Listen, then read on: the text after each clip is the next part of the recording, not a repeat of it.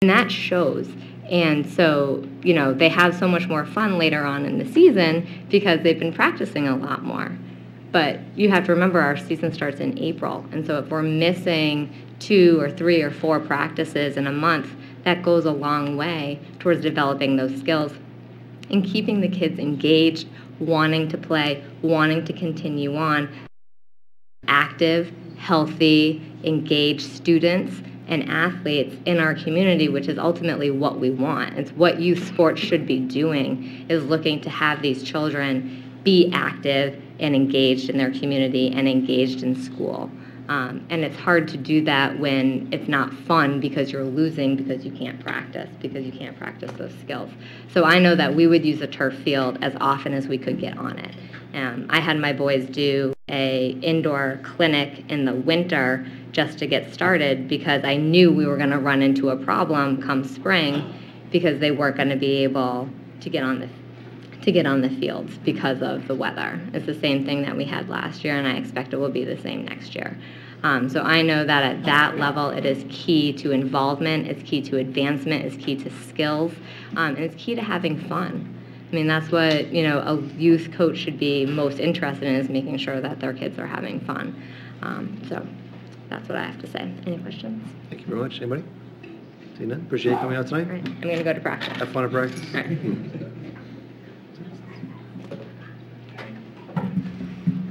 Welcome.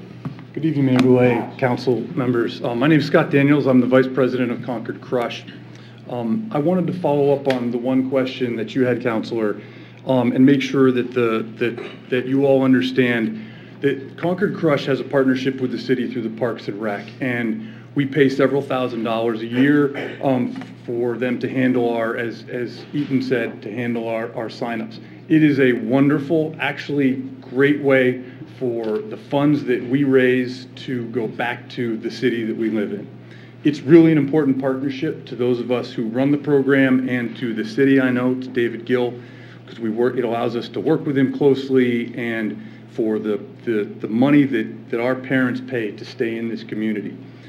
And my follow-up to that is this: I don't know if anyone comes before you and says, we want to give you more money, but we want to give you more money.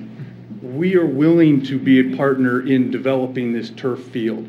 What that is, we can continue to have a conversation about, but we want to make sure that it's taken care of, that we have some ability to use it, and that whether that's user fees or long-term, we can talk about that. But we charging a very minimal rate. We charge each family $150 per player to play. In most other towns, it's about double that. For instance, Derry's $400. We keep it very reasonable.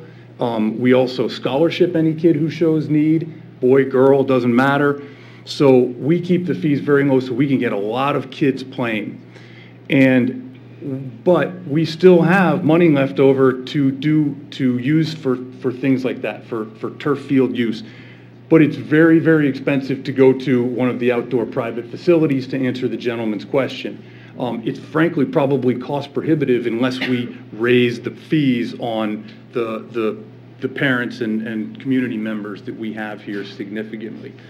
So yes, it would be very good for us in a number of ways, administratively, like Eaton explained, but also for the community in general, keeping kids, the lower cost we can have for kids to play sports, the more kids we get doing it. So it's really important to us from that standpoint, that partnership. I just wanted to, I know that not everybody knows a lot about lacrosse, so I just wanted to give you some background, and then I'm going to go sit down, because I know there's some, after your questions, because I think there's some community members who really, and maybe some students who want to talk. You have produced in Concord over the past decade, a little bit longer, 4 student athletes who've won NCAA championships in Division I, II, and III in lacrosse. I don't know if anyone knows that. Duke University, Middlebury College, and Lemoyne University in Syracuse. We have, this community in lacrosse has been important for a long time, and as Eaton said, a turf field would only make things better and bring more kids into this to have these student athlete experiences. I have the data here, and I can share it with you if you want, but I won't bore you with numbers. But lacrosse has grown at about 4 times the rate of soccer since 1981.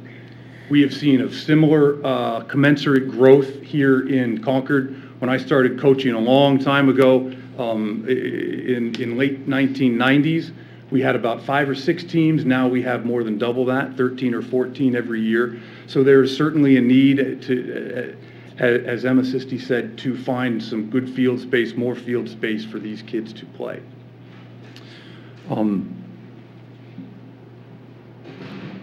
This need isn't going to go away either. It's going to, whatever you all decide to do, and I understand that there's fiscal pressures and some other ideas that are out there as to where this field might be. We want to make sure that try to persuade you that this is a project worth going forward with. Sooner rather than later would be great, but we understand there's some more discussion that might have to happen. But this is something that would be great for the downtown. You all have authorized the ability for us to have the new Parks and Rec facility on the Heights, which is going to be fantastic. I was just talking to David Gill about using and renting the field space for Crush that he's going to have, his gym space indoors in the winter. That's fantastic. This would be a great addition to that. As well as when, as Eaton said, we bring thousands of kids into this city for these games from all over the state and even from Massachusetts, for them to come into and see our great new downtown. This facility at Terrell Park, both the park and the field, would be a great tie between the Heights actually and downtown.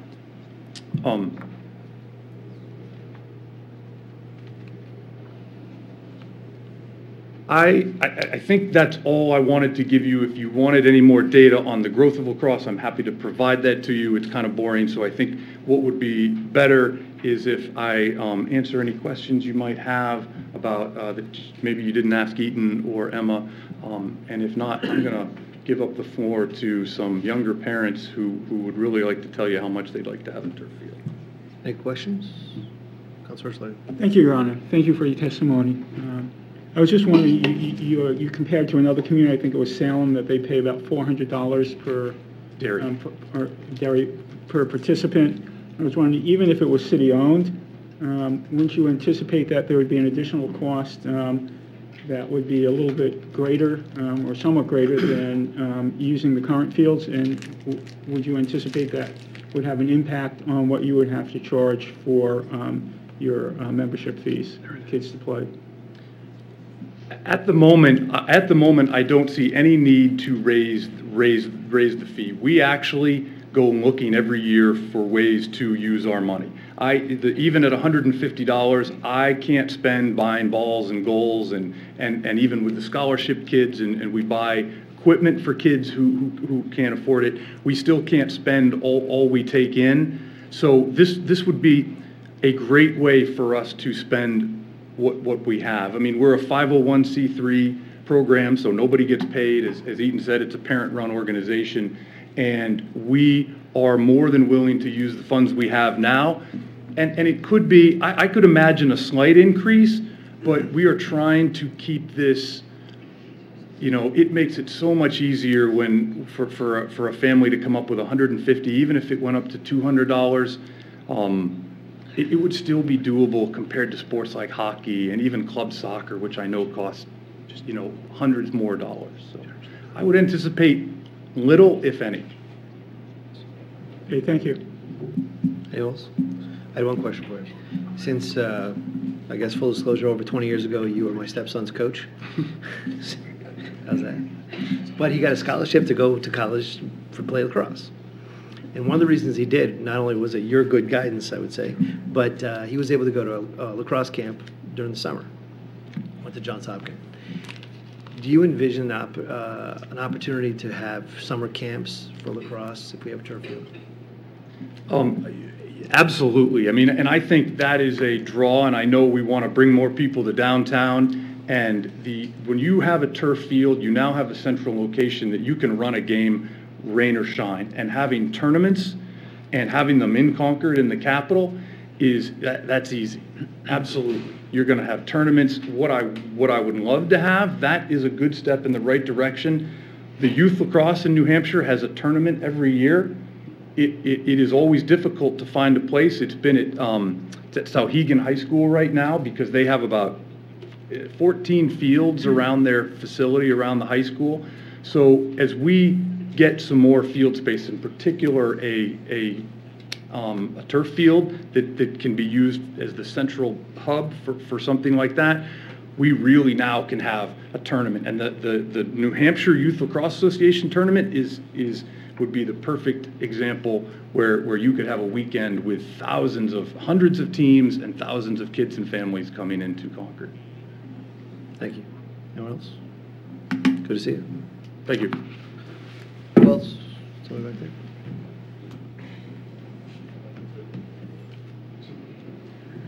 Welcome. Thank you. So my name is Jillian Curley. I'm a junior at Concord High right now, and I play lacrosse. Even though everyone is talking about lacrosse, this would be for multiple sports, not just lacrosse. I think that's important. I have a couple different things to talk about. One, the field conditions that we're playing at right now. We've spent a lot of money going to Beau Fieldhouse, where we can be spending that money on new goals and new uniforms for us. And also, one of our players actually last year, because of the field conditions, they tore their ACL. And when a turf field is smooth, that probably wouldn't happen. Also, the weather. When we get rained out, we have nowhere to play. We've played, the last 3 years I've been playing we've had 4 games at the end of each season in a week because of how many rained out games we've had. And I also think that talking about the bleachers that are going to be put in are going to be are going to be good for the wheelchair, the people who are unable to sit at Memorial Field now. So, yeah. Quick question. Councilor Graves, second. Thank you, Mr. Mayor. Thank you for being here. Can you explain to us why you think it's important for communities to invest in athletics for youth? I think it's really important, especially because I know a lot of kids who show up and they might be having a rough time in school or anything, and I know, playing sports and playing lacrosse as a team, having that team behind you is really important for a lot of people. So. It's really helpful. Thank you. Yeah. Anyone else? How'd you do this year? We're going to do better next year. Good attitude. See if you have a turf field. Thank you. Right, Who else it's likes to better with a turf field. Welcome.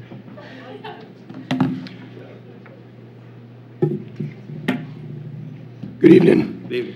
I'm going to apologize before I even tell you my name because I have a bit of a head cold, so this is not my best Darth Vader impression. My name is Bob Brown, and I've lived in Concord for a little over 10 years. Been a teacher at Rundle Middle School for about 20, and have been fortunate enough to have been involved with lacrosse in Concord for a good 10 or 11 years at this point. I've been involved from coaching 6-year-olds all the way up through to the high school level, and I have to tell you, it's been a privilege. But I wasn't really going to jump up here to tell you my resume as much as it was a pretty simple thing. One of the things not on that resume is I'm not born and raised in Concord. I'm originally a native of New London, so Concord was a place we came to shop. And what that has to do with lacrosse is this. Coming in on 93 over exit 13 sticks in my memory from a very young age. That's because at that point, I'm sure some of you who lived here at the time can remember, it may not have been what you'd call an auspicious entry to the capital city. The yard with old buses and that kind of thing, and you're right, you could see that. It was the older 2-lane bridge, as opposed to the beautiful one they've got there now for Korean War veterans. And then you had the Capitol building pop up to your left. And I have to tell you, from a young age, I remember that, and it was kind of a confusing message, I guess, would be the best way I could put it. When I look at the opportunities that turf offers, and I think of what kind of gateway that could offer in addition to that beautiful bridge that's there now, and I take into consideration the aging population of the state in relationship to how we want to bring younger families and keep Concord vital into the future, we've done a lot around here over the past 10, 15 years to bring the city up to that point. And things like the Main Street project and other projects that have been undertaken, I can't think of much of a better gateway than folks rolling by, seeing the big lights on at a turf facility like that and seeing the level of activity that would be there to interest those young families. It'd be a big draw.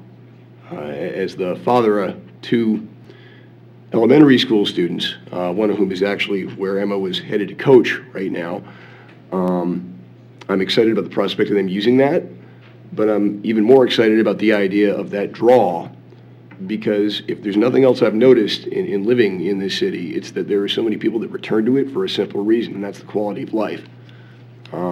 I've lived a few other places than Concord, and I can't necessarily say that about those places. So I feel like this would be a big draw, and it's important not to underestimate what it could do for the city as a whole. As a teacher, I won't sit here and stress the importance of student athletics to you. I think probably you've already heard a bit about that. I'm a strong believer in it, and I guess I'll leave it at that. But as a boon to the city overall, I really see serious benefits being reaped out of this, and not simply in tournament fees and the secondary economic effects, but really that draw piece. I can't think of much of a bigger one than that. But that's all I had. Thank you. Thank you very much. Any questions? Seeing that, appreciate it. All right. Hope you feel better. Yeah. Thank you. Well, Hi, my name is Doug McGee, and I sort of have a different, unique perspective here. I have 3 children in the system spread out pretty far. I have 2 in Concord Crush, 1 in U8. He's in practice right now. I have a daughter in U10, and I have a son that's a sophomore in high school. We've been in Concord Crush since about 7 years ago. We've been all over the state. We've seen all the facilities that the other schools and other towns have, and our Concord is the fact that we are the capital. It's kind of not such a good place to try to play. Perfect example. 2 years ago, my son was freshman year. We had no place to practice, so they practiced in the parking lot at the hockey rink. You're playing a contact sport on asphalt, all the potholes. It's not the place to play. So I'm also on the Concord High Booster Club for the lacrosse team, and we use an awful lot of our funds to try to find places where they could practice. There's been a lot of the games were canceled because of the way the fields are. The freshman team this year played 1 game. The rest of the season was canceled because of the lack of place to play. So it would not only help the Concord Crush teams, it would also help the high schools if we had a facility that had a turf field where we could actually play games. Stellos Field is a beautiful facility. We were just at Portsmouth this last weekend for a game. Amazing facility. And then we have Memorial Field. We have a field that never gets used, maybe 10 or 15 games a year. So that's pretty much all I had to say. Is I think that we need a facility where we can practice. The indoor facilities, we can't practice in the gym with lacrosse because too many things get broken. So we were at Bow Fieldhouse. We were up at Exit 17, and we tried the place downtown, and those 2 places are not really large enough to practice lacrosse. Gotcha. Any questions? Any questions? Thank you for taking time tonight. Thank you. Anyone else? Who else? How about Langley Parkway? Anybody want to testify on Langley Parkway?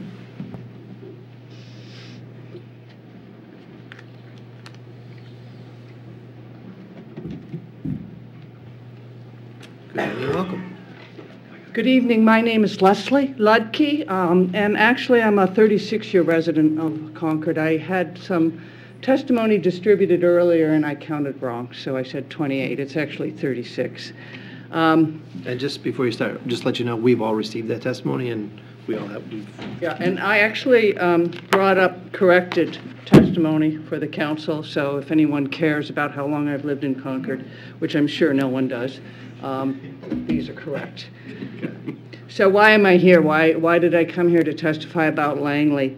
I have two reasons for concern about Langley. The first reason I'm concerned about it is that it has the potential to significantly impact both residences in Concord and residential areas, as well as recreation and conservation areas in Concord, and the impact will not be good. The second reason I'm concerned about it is the city will be spending $10 million, and it will be spending $10 million to essentially impair some things such as conservation areas and recreation areas, and in fact residential areas that make Concord a good place to live and really enhance the quality of life in Concord. I feel this way because I actually know quite a bit about Langley. I'm sure some of you know that I was an opponent of Phase 2, and I actually have probably 6 or 7 banker's boxes full of material in my attic. I went back to the original permitting.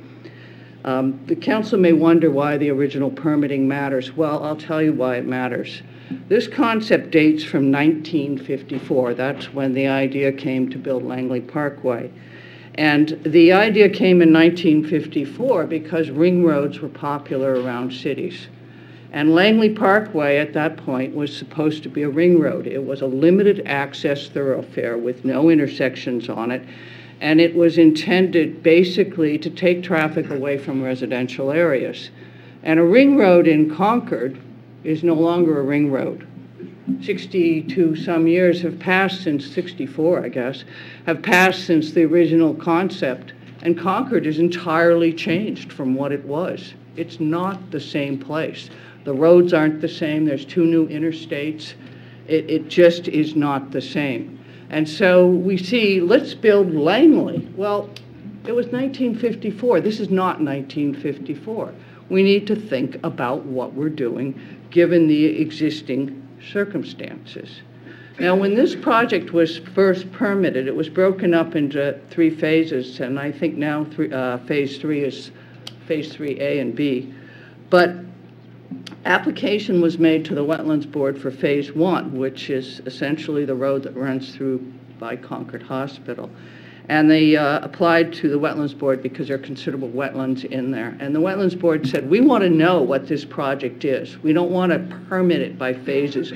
We want to look at the whole project and permit it. And at the time, it was offered to the Wetlands Board and permitted as an entire project, but only really as to Phase 1. The permit applied for all 3 phases at that time. But Phase 1 was the only one that was built because of the funds available. And I quoted the condition that the Wetlands Board put in it, in the permit. And the condition in the permit was no curb cuts, no intersections. This is a limited access, thoroughfare ring road.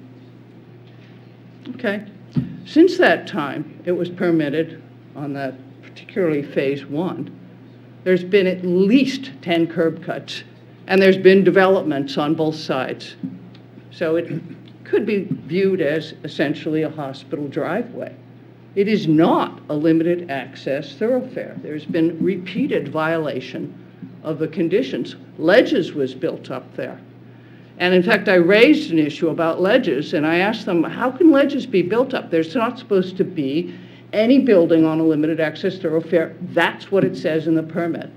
And I was told at the time, well, it's not a public road yet because the city hasn't accepted it as a public road, so it will be totally reconfigured, and then ledges will be on the new road. And I said, well, how can you build a facility like that on a road that isn't a public road? I mean, the zoning laws require that you have public road frontage.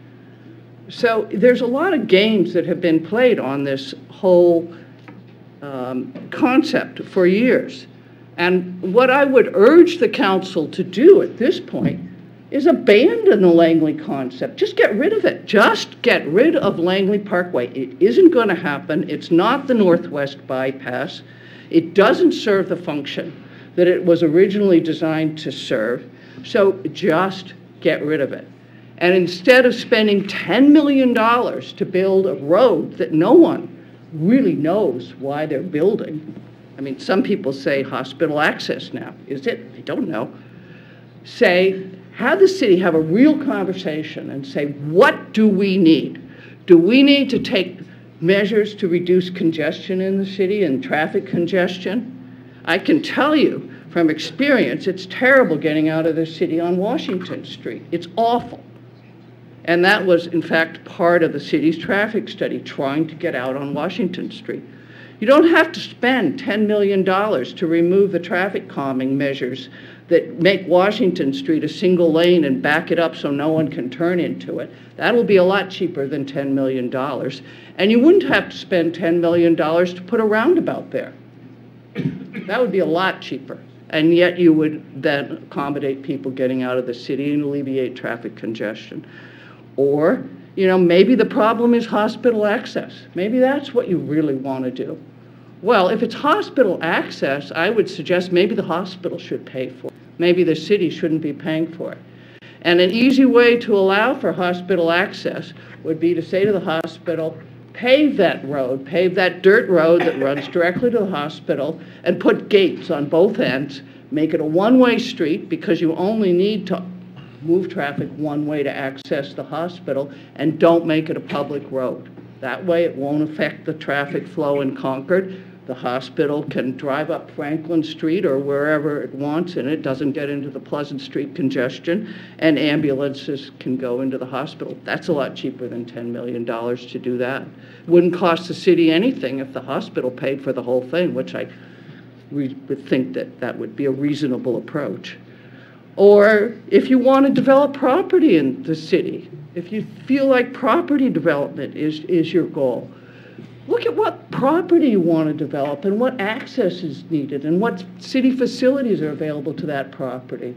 And then put a road in that accesses that and improves the traffic flow to that area.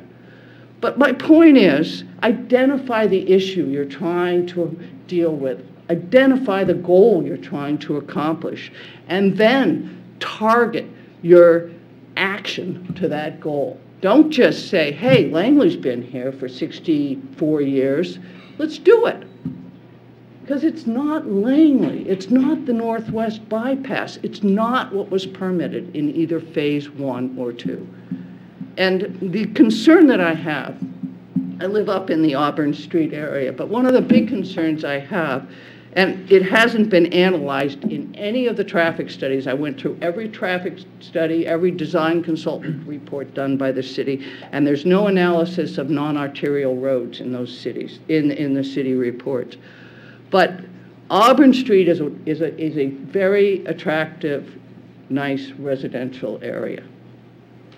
And if you build a parkway up there and you put a roundabout or an intersection right at Auburn Street, where Auburn Street joins the road to the hospital, there's about 4,000 people that work in the state office park. Do you think people aren't going to use Auburn Street to drive down? Or if you have a two-way road for hospital access, do you think people who work in the hospital aren't going to drive across that road and down Auburn Street or down in that area? And the plans also, I think, are significantly problematic on the intersection to Fisherville Road, and this was an issue that was raised repeatedly. So that's what I'm really asking the City Council to do, is rethink what you want to do, what you want to accomplish, what money you want to spend to accomplish your goals. Because you're looking right now at $10 million or more. 10 million is actually a very low estimate, because the estimate in the city budget derives from the 2013 reports, and we're 5 years beyond that point now. So I would expect that the cost would have gone up. And I would ask you, if you have time, to read the testimony that I put together. I have a lot more information. If any of the councilors would like to review any of the permits for this, any of the material that goes back to 1994, I have it. And I would be willing to provide it to anyone who is interested in looking at it. So thank you for the opportunity to testify on this. I appreciate it. Thank you for coming out tonight. Anybody have any questions? Councilor Hursley. Thank you, Your Honor. Thank you, Mrs. Lucky. Just to refresh my memory here, I know you mentioned it in your letter to us, that at one of the meetings a number of years ago, I believe they were at Bishop Brady, at least one of them, there was a, I don't remember, from the city that there was talk about the travel time would be reduced by 8 to 10 minutes. But yet we heard people who actually worked at the hospital, I believe some of them were physicians at the hospital, who actually tried the different routes and stated that there would only be a time savings of 1 to 3 minutes. I'm asking you this question because one of the things we've been told is that the reason that this road is so important is because of safety and a more efficient or quicker way of access to the hospital. And I'm just wondering if my memory of those events is correct. Yeah, I cited those, and I would say that, again, changed circumstances have to be considered, but there was a range of estimates, and there was testimony at Bishop Brady as well as a city council hearing regarding the fact that the estimates that had been provided were a bit overblown based on what people had found when they drove it. But the difference is, if you have been by the hospital, is the hospital road into the hospital is now a two-way road. So if you had, at that time it was not a two-way road, it was a one-way road. And so these people's estimates were based upon going out on Pleasant Street and turning back into the hospital.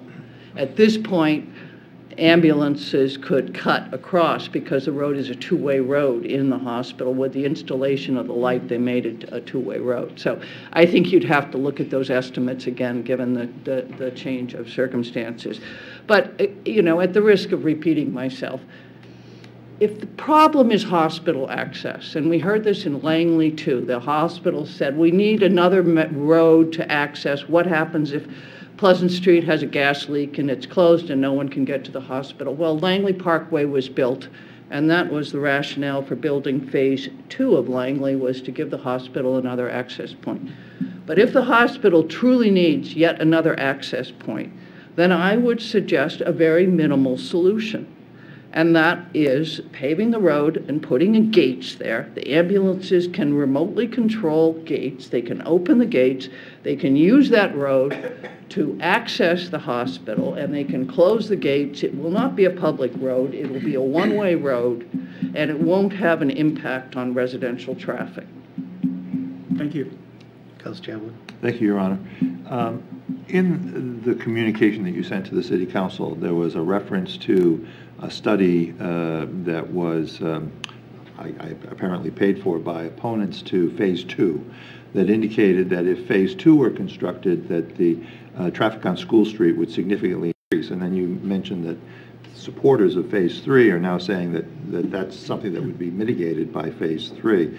I didn't understand what the connection was between the construction of Langley Parkway to Phase 2 and increased traffic on School Street. Could you explain that to me? Sure. Lori Rossio works at the Department of Transportation. She's also the owner of the land in Pennacook, but she's a traffic engineer. And she was hired by the opponents of Langley too, and she did a report which I could provide you if you're interested.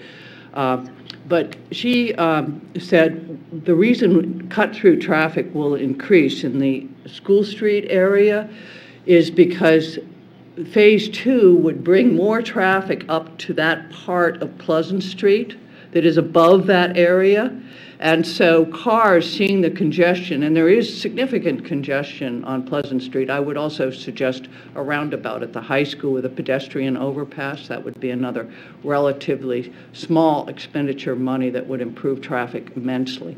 But get the backup at certain times of the day, particularly when shifts let out, and it's backed all the way up quite a way. So what people do is they come up Langley and then they come over there.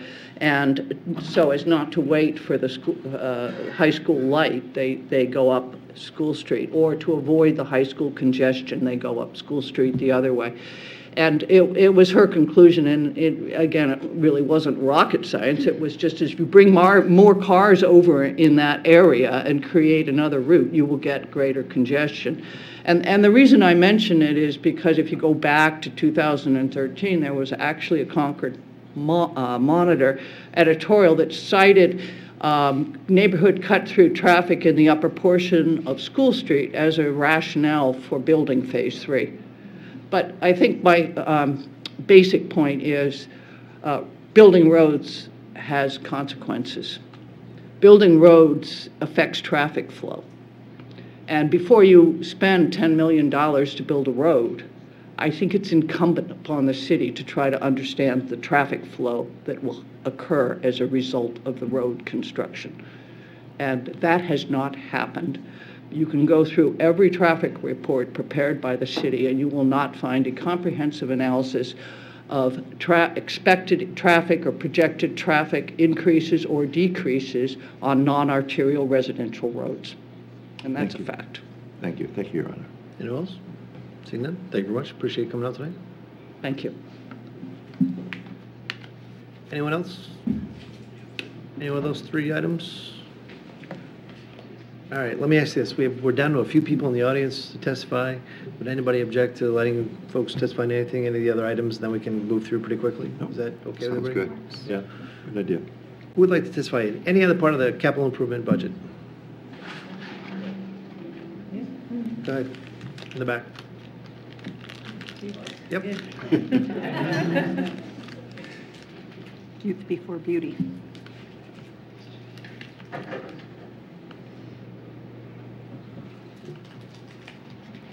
Welcome. Thank you. You guys look very familiar. Yeah, we were here last week. We were here last week. I wasn't here. Oh, yeah. I'm here. So I'll tell you what. Thank you. Go ahead. Well, what do you got? Good evening, City Council members. Thank you for having us tonight. My name is Rosal Arivalo, and I am an active member of the group Change for Concord. And on behalf of Change for Concord, I would like to once again thank the City Council for the investment at Keach Park and the Height community. Your care for the Height community is evident. And the pool is looking great, and the community center is making the park look more inviting. As a Concord resident and a young adult, I am excited for what activities the new community center will provide. I hope that it adds more things for youth and young adults to do. In addition, I wish it's more accessible to community members. Also, we did another survey of the neighborhood around Keach Park to ask for their support again. And unfortunately, in the past 2 days we spent doing the survey, most of them were not home. So we do have the report from those who were able to find and speak to, and we only have one copy for you guys to share. No one copy. We don't have enough copy for everyone. So. Well, yeah. That's okay. We can make copies and distribute. Where do we leave this? Do we? If you just send it to me, I'll make sure everybody gets it. Thank you. Thank you. My name is Aida Almeida. I work for the American Friends Service Committee as the grassroots organizer intern, and also as the youth coordinator for New American African. I'm here to speak about Keach Park as well. I would like to say thank you for what you've done and to make the park more attractive. I also like to once again thank Councillor Candace and Matson, and also David, Gail, and Laura for their support throughout. So we wanted to bring up again our ask for the light installation at Keach Park. We believe that the lights will allow for an above the influence choice and safety at the park. The lights may also deter possible vandalism that happen in the dark. We also believe having a positive presence for more hours after dusk at the park would decrease the misuse of the park and also we'll be able to play longer if we have lights at the park. And one of the reason why we really would love for the city council to consider lights installation at the park is because soccer is the way of life for most of us, immigrants and refugees. It's a way we communicate, interact, and socialize with each other, especially when we don't have a common language that we all speak. We express ourselves through soccer, therefore soccer is dear to our heart. The lights will make a whole world of a difference if we have the lights at Keach Park. Thank you.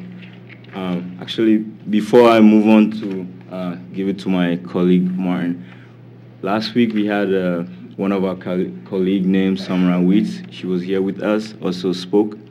She was supposed to be here with us today, but she got maybe the flu or the cold, so she couldn't come. But she had a statement prepared to share with the city council for regarding the lights and also the Terrell Park.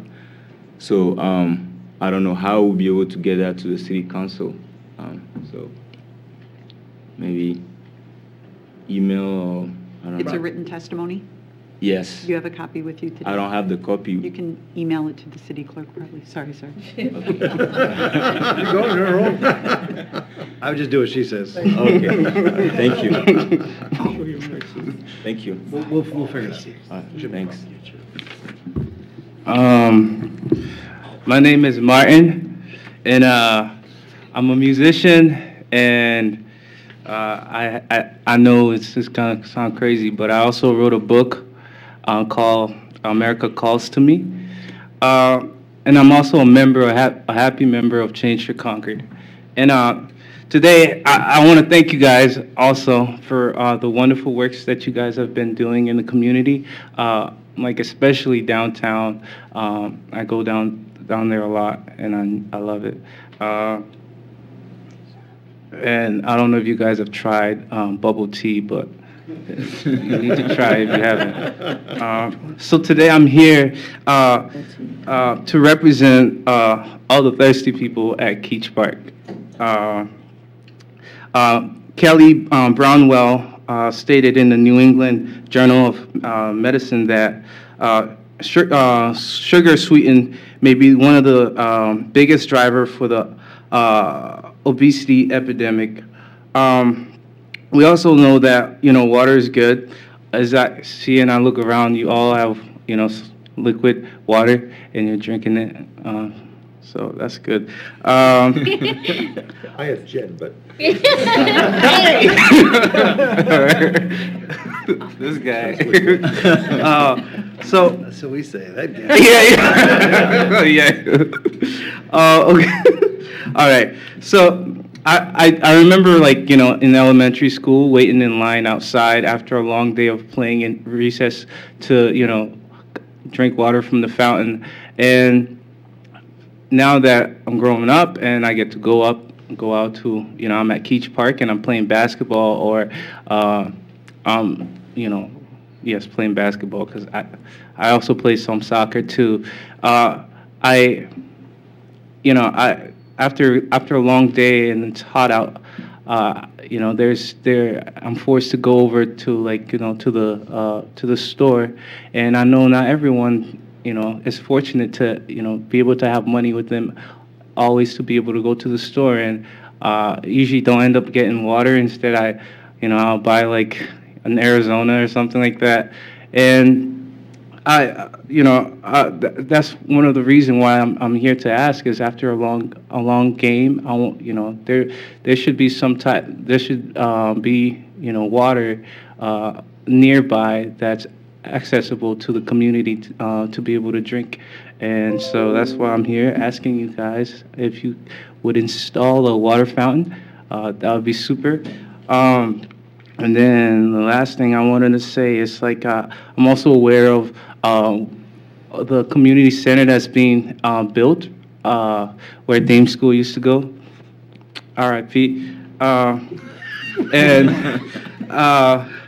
and also the conversation of Terrell Park is super exciting, and man, I can't wait to see it.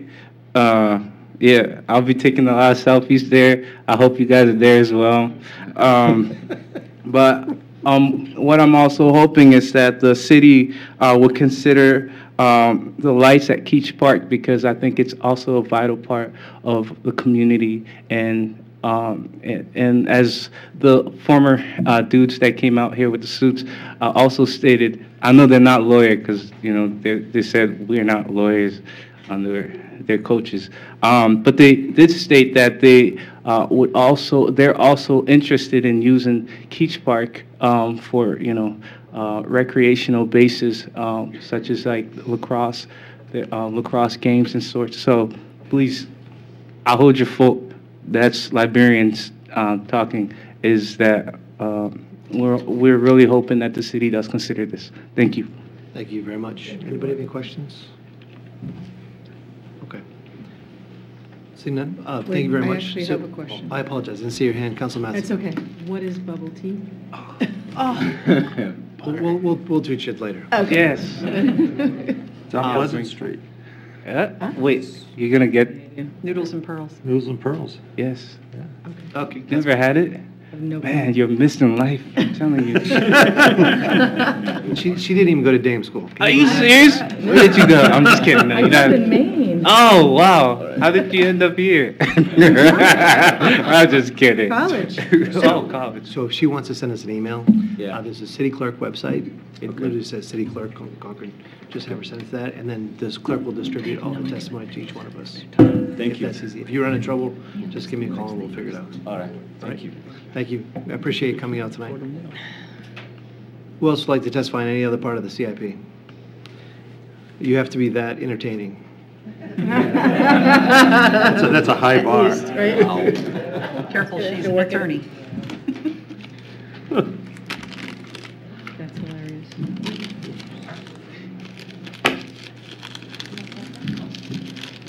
There is no way we are going to be that entertaining. I'll let Dick handle that part. Like Concord Crush, we're here to offer money as well. So we're bringing money to the table, and we would love for you to accept it. We only wish we had a name that was as catchy as Concord Crush. We are the Friends of the Merrimack River Greenway Trail. It's quite a handle, and a lot of people forget it. You can call us the Greenway Trail. That's pretty catchy. Yeah. We can call it the Greenway Trail, and now we can call it the Rail Trail. Concord has an opportunity to build a rail trail. So my name is Dick Lemieux. I'm the president currently of the Friends of the Merrimack River Greenway Trail. And with me tonight are two other members of our board that I'd like them to introduce themselves. I'm Kelly Ovitt-Puck. I'm a member of the Greenway Trail Board. I think most of you have probably seen me before. You've seen Dick before. I'm a resident of Concord. I have 3 kids that are going or have gone through the Concord system. I work in Concord. I play in Concord. So I'm really interested in what goes on here. And I'm Greg Backus, also a resident and board member. And I wear a bunch of different hats in the bike ped community, different organizations. So what we'd like to do is kind of bring you up to date on where we've been and what we've done and where we'd like to go. And to start that, I think we'd like to have Greg kind of give you a rundown of what's happened with the Land and Water Conservation Fund grant that we got more than 3 years ago. And that was to build a boardwalk in Terrell Park and a piece of a trail, part of a boardwalk, part of a trail. And so Greg will bring you up to date with that, and then Kelly will discuss where we can go from here with the rail trail possibility. So we're going to start with the low point first and work our way up, right? Way up. Yeah, okay. As most of you probably know, we received bids for the LWCF funded project over a month ago, and not being bid at a very opportune time, being of year, and being bid in a very robust economy, the bids were very high. There are probably a number of factors that went into that. One of the factors, it's a very small project. It did not attract much attention from the contractor community. And in fact, the low bidder, the low bid contractor used a bridge construction company from Ohio. So we didn't even really get strong local interest. So it was very disappointing to us as a board. We've put a lot of work to get through an arduous permitting process to get to where we were, to finally bid the project. Quite a setback, and we've been wondering, what is the next step?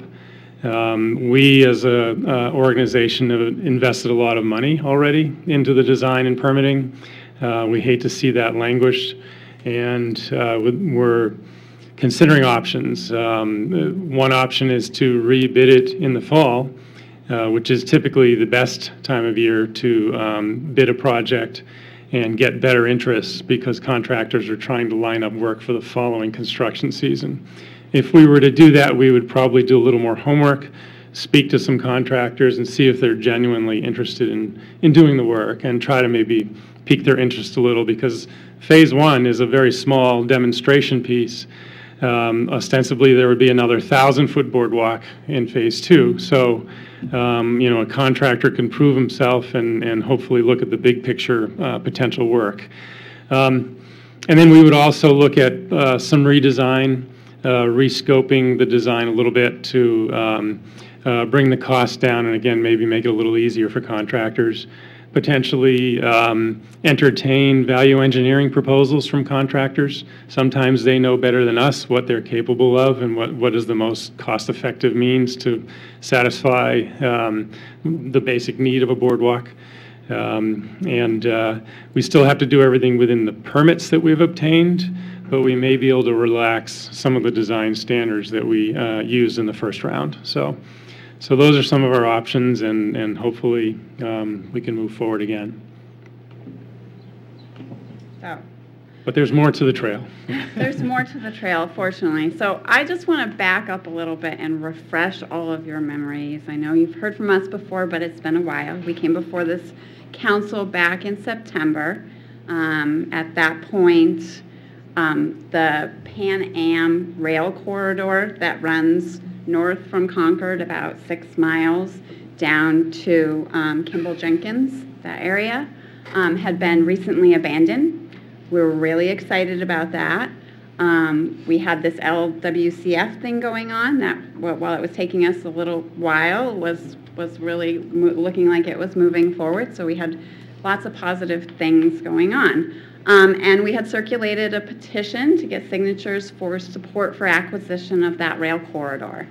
And that was what we talked to you about. We asked you to kind of make that a priority, kind of push the state towards, we wanted to push the state towards looking at acquiring that. And this council was very supportive. We thank you for that. That was incredible. We actually, you put the trail on your priority list, and we appreciate that. The following month, after we came before you, we attended the public gasset hearings on the state DOT's 10-year plan that were in Concord. We had probably, I would say, 85% of the audience there speaking about the trail and speaking about getting that in the plan. I spoke. There were a lot of other people that spoke. Ed Roberge spoke on behalf of the trail. We were really appreciative of all the support that we got from the city residents, city officials, and that was a huge outpouring. What it resulted in is that the governor supported the trail. The trail ended up getting added to the 10-year plan in January. Unfortunately, it got added with no funding. So really what that tells us is the state is not willing to move forward on acquisition of the rail corridor right now. And so our question is, we have this corridor, we have a willing seller, we have this opportunity to extend the northern rail trail, which already comes down 50-something miles into Concord, to have this great amenity for Concord. What do we do next? And our feeling is, at this point, we cannot do this alone. If we want to shift our focus to that portion of the trail, which looks like is where we need to go next based on what's happened with the LWCF project, We need the city's support. And we've had the city's support. We need it even more. We need the city to step up and come to the table and begin to have discussions with Pan Am. Pan Am is ready, is willing to have discussions. I spoke with a Pan Am representative this past week. They are looking at getting an internal valuation of that corridor so that they are in a position to negotiate with a buyer. We're not asking for the council to put millions of dollars in the budget this year to acquire the corridor. What we're asking is for the council to prioritize this enough to spend some staff time on those negotiations, on coming to the table and saying, how do we move this forward? What can we do? Do we really want this to happen in Concord? We all think, and we're on the board, and we've been working on this effort for years. Some of us, it probably seems like since the beginning of time.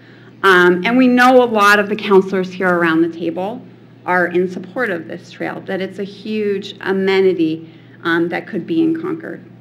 A lot of the things that have been presented here before us are combined in this trail.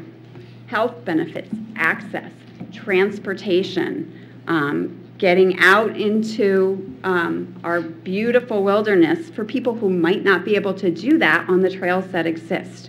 We have a great trail system. We have a lot of trails. Very few of them are accessible. Very few of them can wheelchairs go on, can strollers go on, can elderly people with walkers go on. To get those people out of the city, off the streets, and enjoying nature would be a huge benefit to the city residents.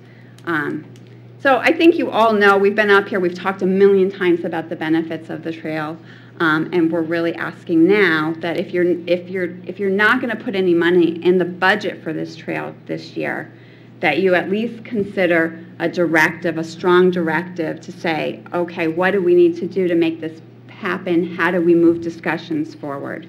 It doesn't mean the city needs to plan on funding the whole position and construction. There are sources of funding out there. The state may even step up. As you may recall, the state has a first right of refusal once a buyer comes in. Maybe the state will come in and at that point and step up. We don't know. That would be a great thing to happen. There are other funding sources, and our organization is willing to partner, and we're happy, and we think the city is a great partner to help find those funding sources, to pull things together. But we can't be at the table alone. Funding sources don't take us seriously when we're at the table alone. Pan Am has told me, until there's somebody that's a willing buyer on the other side, we can't really talk to you. So that's our ask tonight. I invite any of you, if you want more information about what the plan is. This was a city partnership sponsored feasibility study. The corridor for this trail was laid out in partnership with the city. But if any of you want more information, reach out to any of us. We're happy to meet with you to discuss over the phone. We had a walking tour of the corridor that I know Jennifer joined us on last summer. We're planning another one hopefully in the next month or so. We will invite all of you to come. It's beautiful. It's amazing.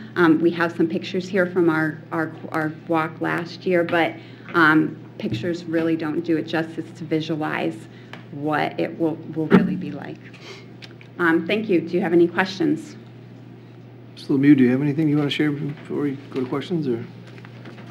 You don't have to. You don't have to. Pretty You don't have well. to. Yeah. Good answer. Council Cohen and Council Sherlin. Thank you very much. Thank you for your presentation. A couple things that struck me. For one thing, if I was trying to acquire some property, I wouldn't necessarily explain that it's the most beautiful, wonderful, exquisite property out there, and then try to negotiate with the seller, and because I think you're putting added value onto the property. But Did we tell you about the graffiti? Yeah. There's some pictures of that, too. And there's needles. Yeah. Needles. But my question, it has the potential to be a beautiful, wonderful trail. So my question is that, from what I'm hearing, is that you have a willing seller. I mean, someone who wants to dispose of an asset. Correct. They have no use for it whatsoever, but they don't have a selling price. That's what I heard. You guys, they didn't approach you yet and saying, we're asking X amount of dollars for this. They're doing an internal appraisal first. Yep. Okay. Yep. And so I think what happens, even if they come back, would the procedure be that you would get your own, someone to, their own independent appraisal of the property? Yes. Okay. So, well, I think that's a good question. I think that as these negotiations go forward, obviously the city needs to have some information to inform itself on this. Well, I'm sorry, the city, because the assumption is that we're partnering with you, but I mean, just if it's not, that you have, as an organization, have an idea how much money you're talking about, or what they're asking. And it may be, because we don't know, it may be something really ridiculous price, because they don't care, or they do care and they want to get it. So not that I'm against it, I'm finding, for me to understand this very important key in the acquisition of this is it's a little loose for me to not that I don't want to support it, but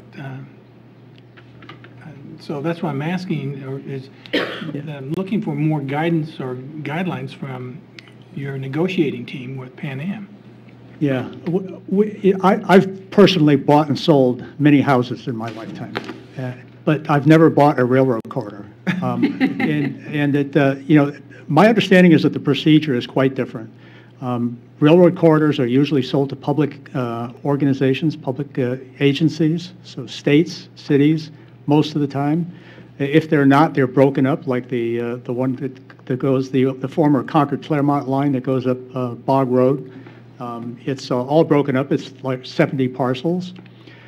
So the way it's usually approached is that the buyer will engage. The buyer is usually a public agency. The buyer commissions an appraisal of the property and then approaches the seller.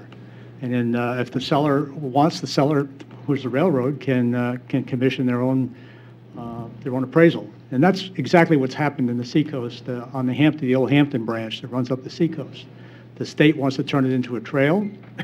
They've made an offer to Pan Am, and Pan Am has rejected the offer, got their own appraisal, and there's quite a bit of spread between the two appraisals. So we'd like to keep that from happening. The first approach might be to just find out how much an appraisal would cost, and then budget that for next year, or budget an amount for this year so that we could start with an appraisal. But that's really where it starts. Thank you. Councilor. Thank you. Thank you all for being here. Just to follow up on what Councilor Corn was asking, how much did you ask the governor to put in the 10-year highway plan to fund the acquisition of the right-of-way? We didn't speak to the governor personally. We didn't ask the governor to put it in. I don't know if someone else did. We asked the DOT and the governor's council to put the trail into the plan without specifying a dollar amount. Right. Okay. And the governor's council did not put it into the plan. The governor did. Thank you. Councilor. Very good. Mr. Lemieux, do you have any idea how much an appraisal would cost, based upon discussions with other entities? I don't. I wish I did. I've tried to find out how much the Hampton branch appraisal cost, and I haven't found that out yet. Yeah. We're actually in the process of trying to find that information out so that we can pass it along to the council, so it would be of some help. We're trying to do as much legwork as we can to help the city, help us. We want to partner with the city. So that's one way we can start, is we can do some of the groundwork. Thank you. Councilor Credit. Thank you, Your Honor. This may be a question for staff. I believe last fall, the City Council, the majority of the City Council voted to support our engineering department putting together an application for a Tiger Grant for the Merrimack River Greenway Trail and the purchase of the rail corridor that you're talking about. And what prevented that application from even coming together was Pan Am would not give us a price on what the trail would cost, what it would cost to purchase that land. So I'm not 100% certain that this council is not in favor of the rail trail. I think the barrier right now is Pan Am. I agree with you, Jennifer. This council has been incredibly supportive.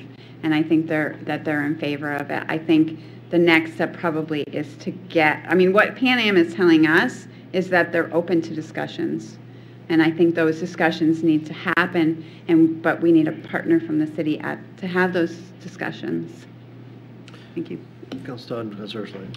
Thank you, Your Honor.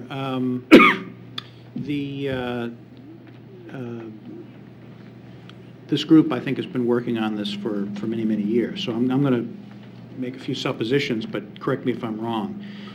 First of all, we know that you have land and conservation funding, and that's sort of parked, right? That's sitting there. And then I assume you must have some other funding that you have received from donations over the years, over what's probably 10 years or something that this organization, and that's also parked, right? So you've got folks that have been contributing, or maybe folks that are willing to contribute, but at this point I'm going to guess that, if it was me and I was going to, you came to me and said, gee, would you like to contribute to this? I'd say, okay, yeah, maybe. What are you working on? What's the project? What are you building? Well, we're not building anything right now. We've got I could see it where that's kind of a hard sell. Along with that, I guess what I'm getting is the question, the interpretation that now is a time that you could really use help from the city to move forward with some negotiations at the proper moment, which it strikes me would be whenever this appraisal is completed, and then work with your group to kind of move the whole ball forward, so that you've got this money sitting there that's just not being used. You've probably got other potential folks out there that would be willing to contribute this. You probably have money that you could contribute toward the cost of an appraisal, but you can't do any of that yet, right? So my question is, did you, in your conversations, did you get any sense of the timing of Pan Am's completion of their appraisal at all? Was that? It should be soon. It's underway. Their appraisal is not a full comprehensive appraisal. It's a preliminary appraisal so that they can have some sense in negotiations of what they think the value of the corridor is for. But my understanding is within probably weeks. Okay. Follow up, Your Honor? Sure. Thank you. So, but will this appraisal give us a dollar amount? I mean, give us basically some kind of or what, do you have any sense as to what it might be that they're going to come out with? I think that Pan Am. You really think they're going to share it with you? I don't think they are going to come out and say they're negotiating on the other side. They're not going to say this. We got this appraisal and this is the exact dollar value. But what it does is it gives them a starting point in their minds so that they can have those discussions. And they can open the door. And they have said once they have a serious buyer, they will be willing to share some information. But they're still going to be negotiating. Just Thank you. Thank you, Your Honor. Thank you, folks. Not minimizing past interactions with Pan Am. I was wondering, even though they're doing a partial appraisal, I guess, give them a platform to start negotiations with. So this will be, I guess, two parts.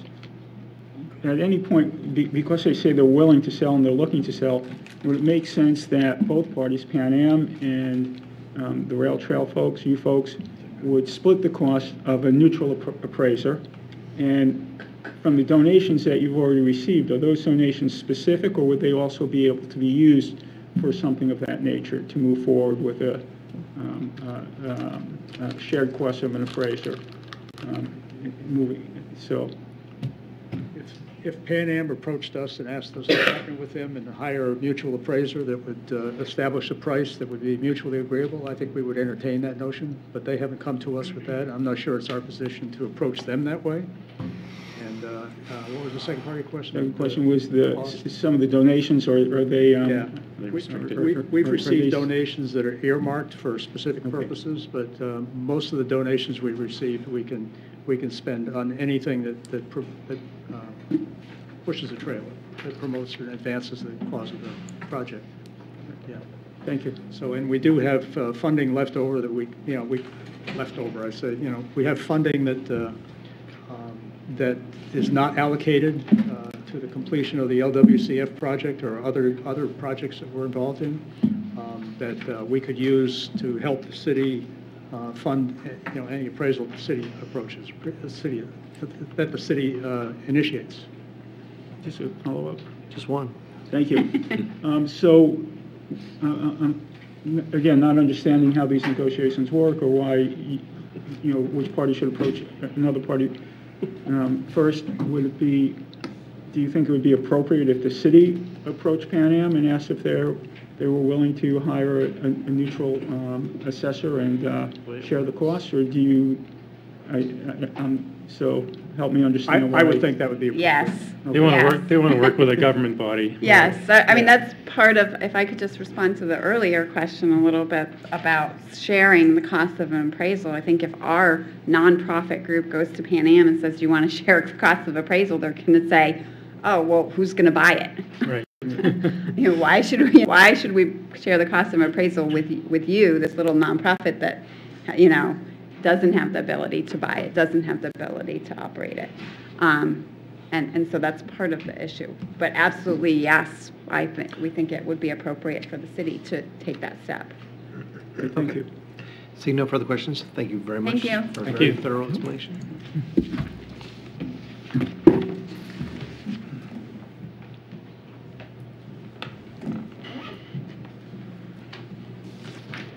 Copy my testimony. Good evening and welcome. Good evening.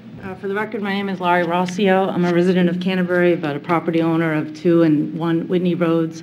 My name was mentioned earlier tonight as the traffic engineer that Leslie had mentioned in her report, and I will say this, I'm not here to speak about Langley Parkway, and I'm retired from traffic engineering, so can't answer any of those questions. I also own Concord Sports Center, which is an indoor turf field up at exit 17, but I'm not here to talk about the turf field. I'm here to talk about Whitney Road Extension, project number 502, which is in your CIP on page 455.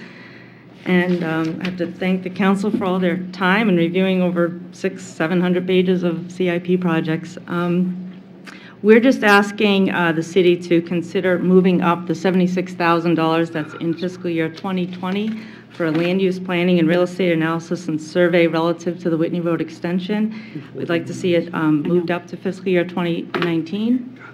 According to the CIP, the purpose of the Whitney Road extension is to improve the local road network and open up the property for potential economic development opportunities.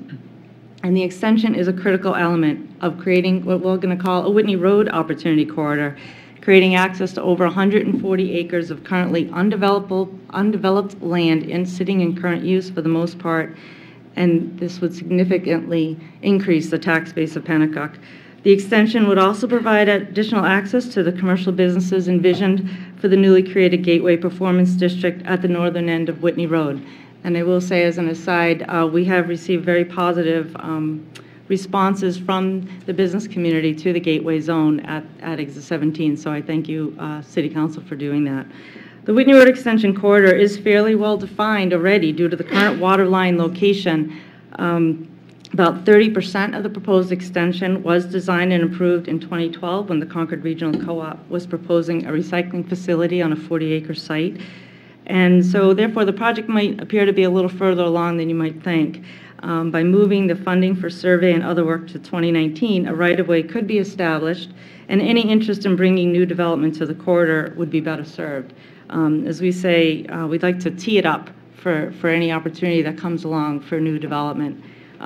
Recently, my husband drove the new city engineer, Dave Cedarholm, down the corridor on a four-wheeler. I think he enjoyed his tour very much, so he has a good sense of what the corridor looks like. And again, we just appreciate any consideration of this request. Glad to answer any questions. Thank you very much. Who has questions? Councilor Todd. Thank you, Your Honor. So if I'm hearing you correct, Mr. Rossio, and thank you for coming out tonight,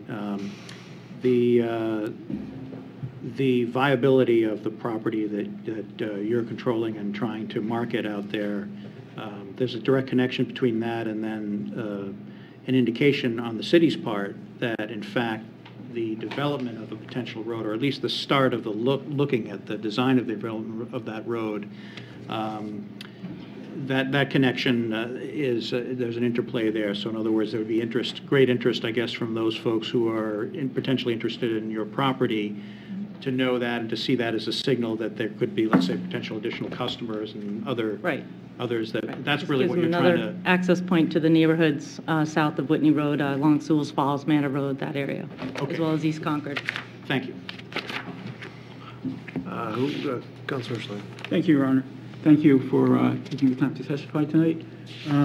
So, am I correct in understanding that the idea is to lay the road out so that as future development occurs, it will be an easier process, a less complicated process for any developer that comes in? Am I correct in understanding that it's not the intention that the city would be funding this project? They would be just putting money up front, and as developers came in, they would be paying for that section of the road and reimbursing the city in a proportional manner for any funding that the city put out front? I'm not a landowner for that corridor, so I'm actually just speaking as somebody who's in the area and would like to see it move forward. So I can't speak to how the actual funding of the construction is going to occur. But as far as I know, right now, you have some willing landowners willing to potentially donate right-of-way, and I'd hate to see that opportunity lost should they exchange ownership. Thank you. If I could just, I don't think I might have not stated myself clearly. My thought was that future developers coming in, not current. So if a new development was to come in, that they would potentially pick up those costs. It wouldn't be a city cost, or not necessarily. Correct me again if I'm wrong. It's not your intention that the city would be paying for that corridor. I'm not here to speak about Okay. that part, I'm sorry. I believe it's in the CIP right now for 2025, and certainly we have time between now and then to talk about that. All right, thank you. Thank you. Anyone else? So, no, thank you very much, Thank you. appreciate it. Anyone else wants to just find any other item in the CIP? Mr. Swiker. I would like to wait till the end and let the city employees finish and go home. We can recess and bring you back if you wish. No, I mean, isn't it normal that you present the CIP and I get to testify afterwards? If you want. I thought I'd shake it up and get you home early tonight. Get some rest. All right. At this time, we'll recess the public hearing, and Mr. Walsh, it's up to you. Do you guys need a break? We're going to take a 1-minute recess. Thank you. Thank you.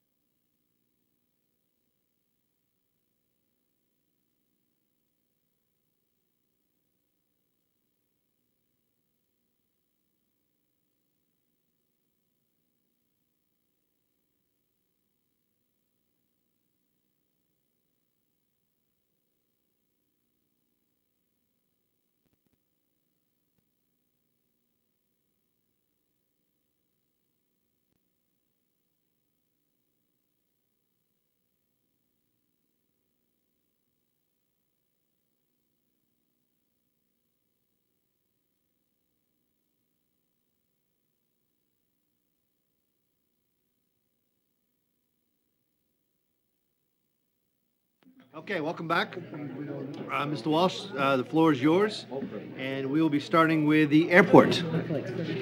Yes, Your Honor. Your Honor, I would direct the council to page 217 to 219 of the budget. The following projects are listed in the airport. Number one, CIP 75, airport general repairs, $20,000. That's for miscellaneous tree clearing along fence lines and within the guide slopes approaching the airport runways. CIP 383, new airport terminal. This is an asterisked project as is dependent upon state and federal funds. It's a terminal area study to determine basically to update the 2006 airport master plan relative to potential redevelopment or replacement of the terminal building, as well as to look at development opportunities around the terminal building at the airport. CIP 468 is reconstruct taxiway A and the itinerant ramp. This is also an asterisked project. $1.4 million roughly. This is phase 2 of that project, which began in 2018, is the taxiway that runs parallel to Airport Road. That is it for the category. Questions with the airport? Arena, please. Arena, your project, Your Honor, I'm sorry, page 219, one project, CIP 64. Actually, I believe, and it's $32,000. Design of lobby improvements and purchase of skates for the rental shop, and that is the category, Your Honor. Questions with the arena? Anybody know where Mr. Swiker went? Okay, all right, so he's still here. He's hiding. Okay. That takes us to bridges. Bridges, Your Honor, page 220, CIP 478 North Pembroke Road Bridge. It's supplemental funding that's coming from the state as well as the town of Pembroke for increased costs related to that project due to a robust economy. We also have project 518, which is bridge and dam maintenance, page 220, $25,000 to complete a bridge assessment management plan to identify and prioritize maintenance needs for our 20 municipal bridges. That's the category, Your Honor. Any questions on bridges? Cemeteries. Page 221, Your Honor, CIP 578, cemetery improvements, $105,000 next year. For paving, phase 2 of 6 of paving in the Blossom Hill Cemetery, those access roads, and $45,000 for chapel repairs. Any questions, Your Honor? Questions? Question, Your Honor. Councilman. Mr. Walsh, this being phase 2, and I apologize, will phase 6 complete all of the roads in the cemetery, or just the main roads? I believe it's the entire cemetery. It's about a $390,000 project all in with all the phases. Thank you very much. So no further questions, we'll move on to community planning and implementation.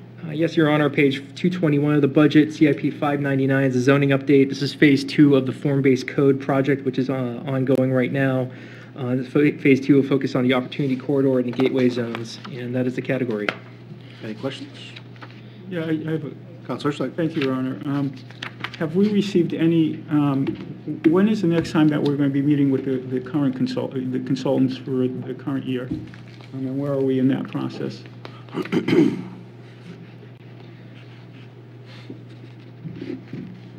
I guess the question is, when are we going to get some additional feedback from them? Sure. Good evening, members of council. So we anticipate actually within the next month that the consultants will be back in town. So we're going to be organizing some, I think, a public meeting at that time with the planning office. Thank you. You're welcome. Any further questions? None? Okay, brings us to downtown.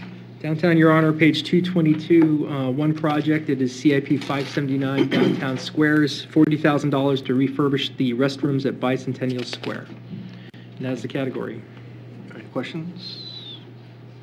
Okay, so now move on to fire vehicles. Page 223, Your Honor, one project, CIP 4, $510,000 for replacement of various equipment, including Ambulance 7, Forestry Unit 5, and a command vehicle. Happy to answer any questions. Anybody? Okay, golf. Page 223, three projects, Your Honor, totaling $485,000. First one is CIP 107, clubhouse and maintenance buildings, $100,000, all general fund money to renovate the pro shop as well as renovate the men's and ladies' rooms at the clubhouse. CIP 235 is golf course grounds improvements, $310,000, again, all general fund bonds. We're going to be making irrigation and drainage improvements at the 14th, 15th, and 16th holes, as well as improvements to the 9th hole fairway. CIP 530 golf course equipment, we're going to spend $75,000 to purchase a rough mower and an aerator, and that's the category, Your Honor. Thank you. All right, if you insist. No, I don't, but I just assume. So on 530, the $75,000 for for golf course equipment that's anticipated to be paid out of the golf course. Correct. It's anticipated in the 2019 budget that the golf course will run a deficit of about $50,000. So would it be correct in assuming that the transfer to the administration from the golf course, for the administrative transfer, would that be the item that would be adjusted to keep the golf course from running a deficit? Or would another item be? Well, Council, this particular item is bonds, and so as the city normally sells its bonds, we would actually sell these in January, and they would not show up until as debt service until fiscal 2020. Okay, thank you. Council Craig. Thank you, Your Honor. Is the debt service going to be $75,000 in a one-year time period, or is that going to be over a span of years like most of our bonds? It would be over a span of years, So it's Council. not $70,000? Yes, ma'am. Thank you. Anyone else? Okay, general service vehicles. Page 224, there are two projects here. The first one is $998,000 to purchase a variety of equipment for the General Services Department, mostly pickup trucks this year, but also other apparatus. Also CIP 512, $10,000 for unexpected emergency vehicle repairs. Happy to answer questions. Anyone? Okay, information and technology. A variety of projects here, Council, Mayor and City Council, pages 224 to 225, $622,000 total. The first one is CIP2. This is the annual information technology update of hardware, software citywide. It's $235,000 next year. CIP 130 is multi-function photocopy machines on page 224, $21,000. We're going to replace 3 copiers or scanners in the organization. CIP 297, Geographic Information Systems on page 225, $116,000. $100,000 would be for tax map, digital tax map update phase 6. This is a 7-phase project. It's going to be 6A, so we have one left after this. And we're going to replace our large format plotter in the city engineering division. CIP 477 on page 225, $10,000 for a microfilm reader and printer. CIP 574, development permitting software, $200,000. It supplements an appropriation that was in FY16 of $100,000. This is permitting software for the community development department. Essentially what happened was the vendor we had initially selected did not work out. We have $73,000 left, and to get the system the city needs, it's a $200,000 cost. It will be compliant with our new ERP system, or compatible, I should say. CIP 612, assessing software update. This is updating software that the assessing department's used since 06, $40,000. Essentially, the database will not be supported anymore by the vendor, so we need to do that. And that is the category. Any questions on IT? Thank you. I just want to say we don't get the chance to see Mr. Drouse all that often. Wanted to thank him for his continued hard work, so appreciate it. All right, well said. Intersections? Page 226, Your Honor, one project, CIP 283. This is traffic signals and traffic operation improvements. $55,000 to finish out work at the North Main Street Boonton I-393 intersection that began last year. It basically reconstructs that intersection with the exception of the mast arms, and that's the category. Any questions on that one? Other vehicles? 227, first one's 569, Parks and Cemetery Small Turf Equipment, page 227, $40,000 to replace 2 60-inch mowers. CIP 575, which is police vehicles and equipment, same page, $150,000 for 4 new cruisers. CIP 584, replacement of CAT bus vehicles. This is an asterisked project. This is phase 3 of 3 to replace the system's larger buses that actually support the fixed transit system route. And those that were put into service back in 03 to 05. And that's the category. Anybody want to other vehicles? Okay. Parking. Parking, 6 projects, Your Honor, page 228 to 229. The first one is CIP 403, $70,000. This will be the acquisition of a second Toolcat vehicle paid for by the parking fund, but for the downtown services team, as downtown services will be taking over maintenance in the parking garages. That is parking fund bonds. CIP 432, which is the State Street Garage, $100,000, $75,000 for a new surveillance system, $25,000 for deck repairs. CIP 529, which is the Store Street Garage, $95,000 to replace the surveillance system, which is original to that garage from 2007. CIP 595, parking meters, $45,000. $40,000 of that will be for meter expansion phase 1 per the strategic parking plan on South Main Street, portions of Concord Street, and Dixon Avenue. CIP 596, surface lots, a little over $41,000 in close-up funds to pave the dirt lot at 10 Prince Street behind the library for the city engineering vehicles. That's general fund money. $25,000 to install pigeon control measures the Store Street parking lot beneath Loudon Road. And then lastly, CIP 616, Parking Division Technology, $25,000 to create a dedicated parking website, which will be parkconcordnh.com as the category. Anyone? Okay, Parks and Recreation? Parks and Rec, first one, CIP 51, Your Honor, page 229, $30,000 to replace the lights at basically the basketball/hockey rink. CIP 52 is Keach Park, $60,000 to install a paved pathway to connect the new citywide community center down to the newly renovated Keach Park pool, which I believe the dedication is on next Wednesday night. CIP 55, Rolfe Park, page 230, $60,000 to renovate the basketball court. CIP 56, page 230, $70,000 for phase 2 of 3 for repairing the stone wall along Broadway. CIP 528, Pocket Parks, page 231, $20,000 to crack seal, colorize, and stripe 3 basketball courts located at the West Street Pocket Park, Fletcher Murphy Park, and Thompson's Play Lot. And we've already talked about Memorial Field. That's the category, Your Honor. Anyone? Councilor Slade? Thank you, Your Honor. With the lighting, sometimes when I drive past some of the parks, the lights are on until a certain time and nobody's out there playing. I'm wondering if there's a way that we can't have a switch or a button that if people are playing, it would go on for half an hour, then it would go off. If they're continuing to play, they could just hit that button again and, it would be programmed, not so you could come at any time, but for whatever the time frame is now. And I'm wondering if that might be a way to provide access to lighted courts when they're in use and save some funding when nobody's taking advantage of those courts. It's something we can ask the Park and Rec Department to look at. I also would suspect that lighting is also related to security and vandalism, so that might be another consideration. All right, thank you. Council 9. Thank you, Ed. With regard to Memorial Field, we heard some pretty compelling testimony this evening about the bleachers, that the handicapped seating area in particular causes some,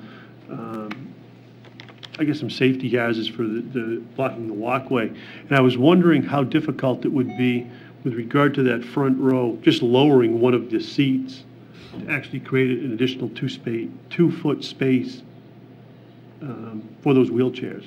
And it might be something that's relatively easy and cost efficient to do if we had someone just go out there and take a look at that particular section. So I guess this is an ask, of Mr. Gill to have someone go take a look at that particular area. I'm happy to meet you out there and share my thoughts with you, but I think literally just lowering the front bench seat level with the current walkway would create additional space for those wheelchairs. Thank you. Councilor. Thank you, Your Honor. Would this be the time I get the response to my question on if Memorial Field is ADA compliant? Come on down. Got backup coming. Don't look back. You don't want to know who it is, but it's coming. Yes. Body with Billy McGee. Hey, man, I haven't seen you in a while. Good evening, Mayor, City Council. Great question. Councilor Kretovic was correct. We do meet ADA standards. As you design new facility, there is inclusive standards now. A lot of the parks in the out years, we've already put in some inclusive for the parks and the playgrounds to make sure those services are there. I think when we do the engineering study for the new potential bleachers, there are different standards. You can be ADA compliant, and then you can be more inclusive, which is more options and more ability. So we'll have to look at that going forward. Todd. Thank you, Your Honor. Following up on Councilor Nyan's comment, I was thinking along the same lines, and I also encourage you I agree with the counselor that there probably are some low-cost options maybe that we could look at to make the bleachers more accessible to everyone without having to replace the entire bleachers at $1 million. So, for example, I was curious as to whether or not you or anyone in your department has ever looked at ADA infill portable seating as a possibility and how much the cost might be on that. Maybe something that we could purchase, maybe in conjunction with the school, with the school board, and something that could then be reused later on. So even if one day we did have new bleachers at Memorial Field, this could be something that could be used there or at some of our other facilities around the city. Yeah, we can definitely look into that. Okay. Portable ones. Thank you. Thank you. Anyone else? Councilor Kennison.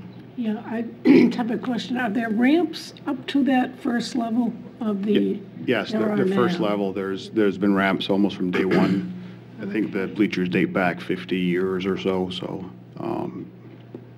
Follow-up, this hasn't got anything to do with Memorial Field, but I was really taken with the testimony of the three young folks here tonight and about a water fountain at Keach Park, and I just want to bring that up as I thought that was a tremendous idea, and if we could implement that, that'd be great. we can look at that again. We used to have water fountains in most of the parks, and they were vandalized on a regular basis, but we can definitely take a look at maybe there's a more vandal-resistant one these days.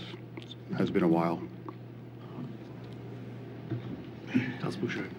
Thank you, Mr. Mayor. Mr. Gill, is the issue with Memorial Field bleachers that they're not ADA, or is it more that they're not inclusive? I think the engineering study that's proposed in next year's budget, you need to look at it is a 50-year-old structure. So I think you have to look from the longevity, what's left. I think the testimony tonight was more of making it more inclusive, making it more usable, and folks can sit with their friends and their peers and enjoy the same experience as others.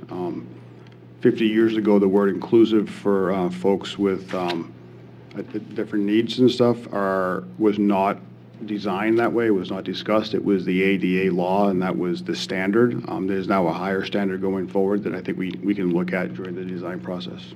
Thank you. Councilor Sherwood. Thank you, Your Honor. We're on the topic of parks, and including pocket parks. And one park that is very dear to Councilor Todd and myself is Poolin Park in Pennacook.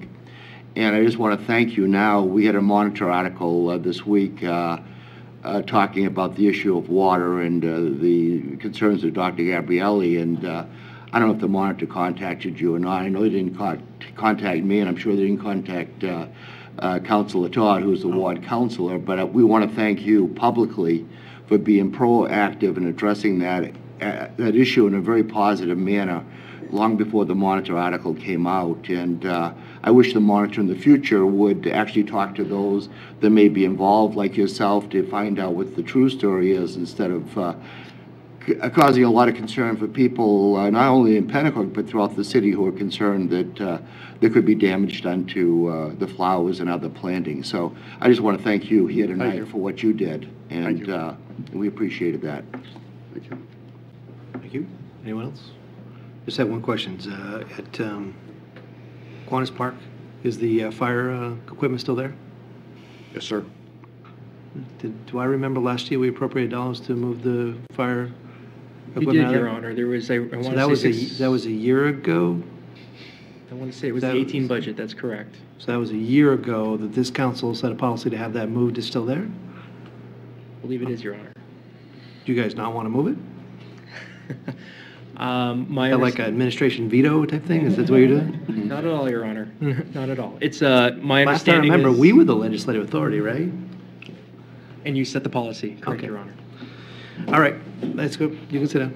Okay. Public buildings. It'll be down tomorrow. No, it's just interesting. When we listen to public testify, we try to make decisions based on the best interest of the community. We try to make, no, you're all set, Mr. Manager. We try to, there's no response. I'm just going to lecture. We try to make decisions based on the best interest of the community and the best interest of what we hear from the public testimony. We think we do that, and we set policy with the budget, and then when it doesn't get carried out, you have to wonder why. So, public buildings. Page 232, Your Honor. The first one, CIP 63, citywide recreational improvements, $85,000. The lion's share of that money will be spent at the West Street Ward House for masonry repairs, foundation repairs, things of that nature. CIP 65, City Hall renovations, also on page 232, $130,000. $50,000 of that will be used for a space planning study and needs assessment of City Hall and the annex. 276, $125,000. This is a facility condition assessment of all the buildings in the city portfolio, with the exception of garages, because those have been done, essentially to look at their building envelope, structural system, mechanical systems, for the goal of updating needs and our CIP relative to all of them. CIP 323, comp improvements, $550,000, a variety of things happening up there. The biggest one is roof replacements and repairs, phase 2 of that.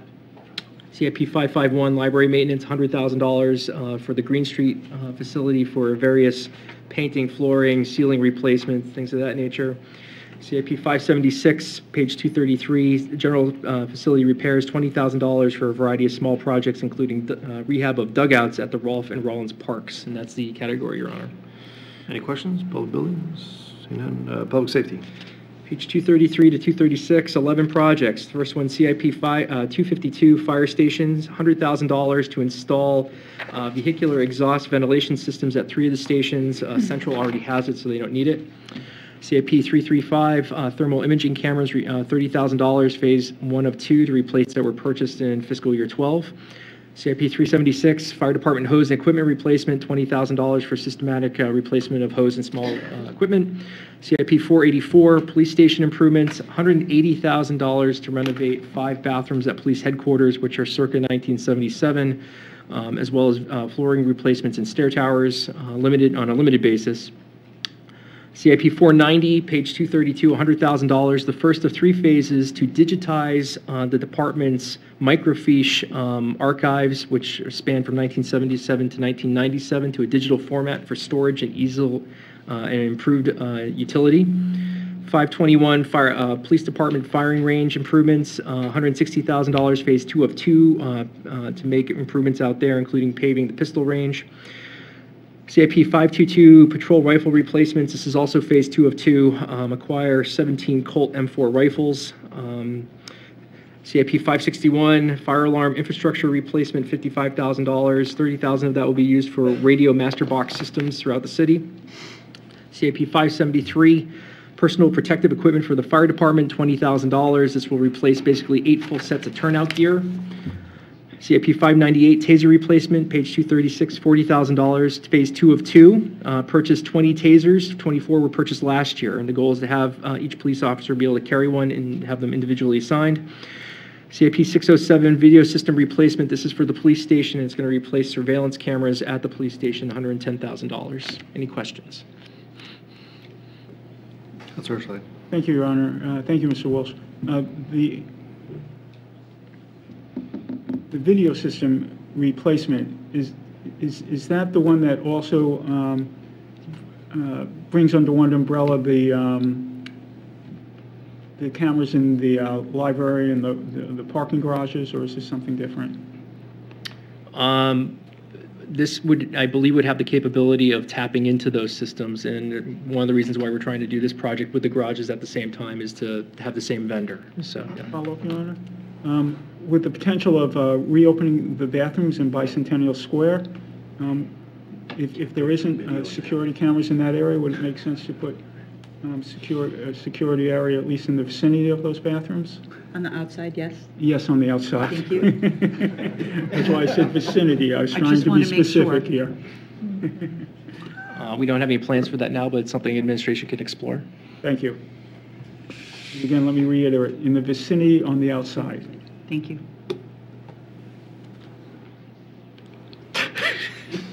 Sorry. You have to be clear nowadays. No, Seriously. Okay. Anyone else? Seeing none. Sewer collection? Sewer collection, page 233, Your Honor. There are a couple projects. CIP 91, which is on page 236. There's a map for this particular project also on 332 to 333 in your budget. $290,000. The lion's share of that will be to replace 2,000 feet of mains in Rumford Street, Sexton Avenue, Vernon, Liberty Street, Chestnut Street, Valley Street, and Hanover Street, sections thereof. CIP 410, sewer video inspection equipment. This is a smaller camera to inspect the lateral connections to the mains, $21,000 and change of closeout money. Any questions? Anybody? Seeing that? Okay. Sewer treatment. Sewer treatment, page 237 of the budget, Your Honor. The first one, CIP 89, Hall Street wastewater treatment, odor and controls, $500,000, refurbishment of the sludge tank scrubber. CIP 104, also Hall Street, but just general process improvements, $2.486 million. The lion's share of that money will be spent on primary clarifier equipment replacement as well as motor control centers. CIP 245 is emergency plant repairs for both Pennacook and Hall Street, $58,000 for unanticipated issues. CIP 466 is the Pennacook wastewater treatment plant, page 237. $225,000. Also, the majority is going to be spent on motor control center upgrades and some pump rebuilds. Any questions? Councilor Nunn. Thank you. Mr. Walsh, we heard some testimony the other night that the sewer treatment plant in general has an expected life duration, which is what, another 20 years or so? Or I forget the exact number. Are the improvements that we're putting in now, is that going to bring us through the end of the expected life expectancy of that facility? Do you know? I think the improvements we're making are to make sure the plant stays as viable for as long as we possibly can have it be viable and also efficiently operate. So the plant went into service in 1981. It's a very diplomatic answer. So we want to maintain and make investments in the plant to get the existing plant to go as long as it will go. Thank you. Yep. Anyone else? Okay. Sidewalks and streetscape? It's page 238, Your Honor. The only project in there is the Merrimack River Greenway Trail, which we've already talked about tonight. Okay. Anybody have a question about that? And the next one, it would be solid waste. Page 238 to 239, one project, CIP 447, landfill soil vapor extraction systems. It's $10,000, and this is for, it's an annual budget item for rehabilitation of the gas collection system wells at the old Turnpike Road landfill. Happy to answer questions. Okay, seeing none, stormwater. Yes, Your Honor, page 239, there are a couple of projects. The first one is CIP 83. There are maps on page 315 and 16 of your budget which show where we're proposing to make improvements to the stormwater system. $775,000, all general fund bonds, excuse me. Much of that will be spent on sewer interceptor drainage improvements in the area of Roger and Tenney Street and Abbottville, as well as the Hood plant. There's also supplemental funding for culvert replacement at the Portsmouth Street, on Portsmouth Street, which is supplementing funds that were appropriated in 2017. Happy to answer questions. Let's go. Yeah, thank you. Bless you. Bless you. Thank you. Isn't tight. Thank you. During that project, does that mean that we're going to be tearing up Fisherville Road and North State Street? Fisherville Road and North State Street. For the around Tenney Street? No, these are to the east of Fisherville Road, North State Street. Cross-country sewer interceptor runs down behind the Hood plant and those neighborhoods there. Thank so you. no. Anyone else? Okay. Street quarter? We didn't. There's one more project, Your Honor, that we'll touch on real quick. Sorry, 479? Yeah, 479, Stormwater Enterprise Mechanism. It's on page 239, $60,000 to complete a rate structure analysis for potential stormwater enterprise system. And this has a tie-in to City Council's Goal 8C from your recent goal-setting session. Okay. Street quarter? Street corridor, Your Honor, there are no projects in 19. Which takes us then to street rehabilitation. Correct, and it is page 236, it's CIP 78, the annual highway program. I would note that FY19 is $1.9 million. That is up from 1.675 in 2018, which was up from 1.475 in 2017. So you're up almost $500,000 in 2 years. There's a map of all the projects located on 309 to 311 of the budget. There are a variety of overlays and reclaims, which I can discuss if you like. Does anybody have any questions? No one? Okay. New construction streets. New construction, Your Honor, is CIP 40, which is Langley Parkway on 241. We've already talked about it. Okay. Water distribution. Page 241 as well, 3 projects. First one is CIP 85, which is water main replacement. It's on 242 of the spreadsheet you have in front of you, but there's also a map on page 321 of the budget. We're going to design and construct approximately a half mile of water main replacement in Westbourne, Woodman, and Minot streets. 244 water meter replacement program, $125,000 to replace 500 water meters citywide. CIP 448 hydrant and valve replacement program, $63,000 to replace approximately 10 hydrants and 20 valves citywide. Any questions? Anyone? Okay, water treatment. Page 242, 4 projects. This is the final category, by the way. CIP 88 water plant improvements, $118,000. Basically $100,000 worth of concrete repair and $18,000 for a new mower, snow blower up at the plant. 254 is emergency equipment replacements at the plant, $56,000 for unforeseen repairs and replacements. CIP 372 is water system pump improvements, $250,000, rebuild the pump station at Pump Station 6, which is Mountain Road. CIP 482 water system asset management plan, $90,000 to implement the asset management plan. Any questions? Councilman. I have a question on the last topic before I could raise my hand. With regard to the water main replacements, do we know, I think we're scheduled in 2023 to complete those. It's been an effort that we've been doing for a long time. What's the life expectancy on those water main replacements? Is it, I can't imagine it's 100 years like the prior ones. Is it? Thank you very much. Anyone else? Okay. We generally skipped over page 163 with the TIF districts. Can you just touch upon it real quick? Absolutely. So 163 to 170 of the budget talks about the tax increment finance districts. As the council knows, we have 3 districts in the city currently, 137 acres of land combined. They have created just under $90 million of new assessed value since 1998. The city's investment to create that assessed value has been about $31.9 million. The highlight that's really important to note here, of the 3 districts we have, North End Opportunity Corridor, Sears Block TIF, and Pennacook Village TIF. The North End Opportunity Corridor TIF, we have been releasing funds, a new assessed value from that district since 2005 for 13 years. And in fiscal year 19, we're going to release 66% of the new assessed value that's been captured in that district. So we've captured about $51 million. We're going to release taxes associated with $33.7 million to the city's general fund, the Concord School District, the county and state of New Hampshire. That's about $971,000 combined in tax revenue that's going to be released. All the districts are performing well, and I'd be happy to answer any questions. Any questions? Councilor Schley. Thank you, Your Honor. Mr. Walsh, in the North End TIF district, the Concord Lumberyard site, we've placed on hold the extension of Store Street while we're waiting to see if what the state's going to do with I-93 and see if it makes sense for the city.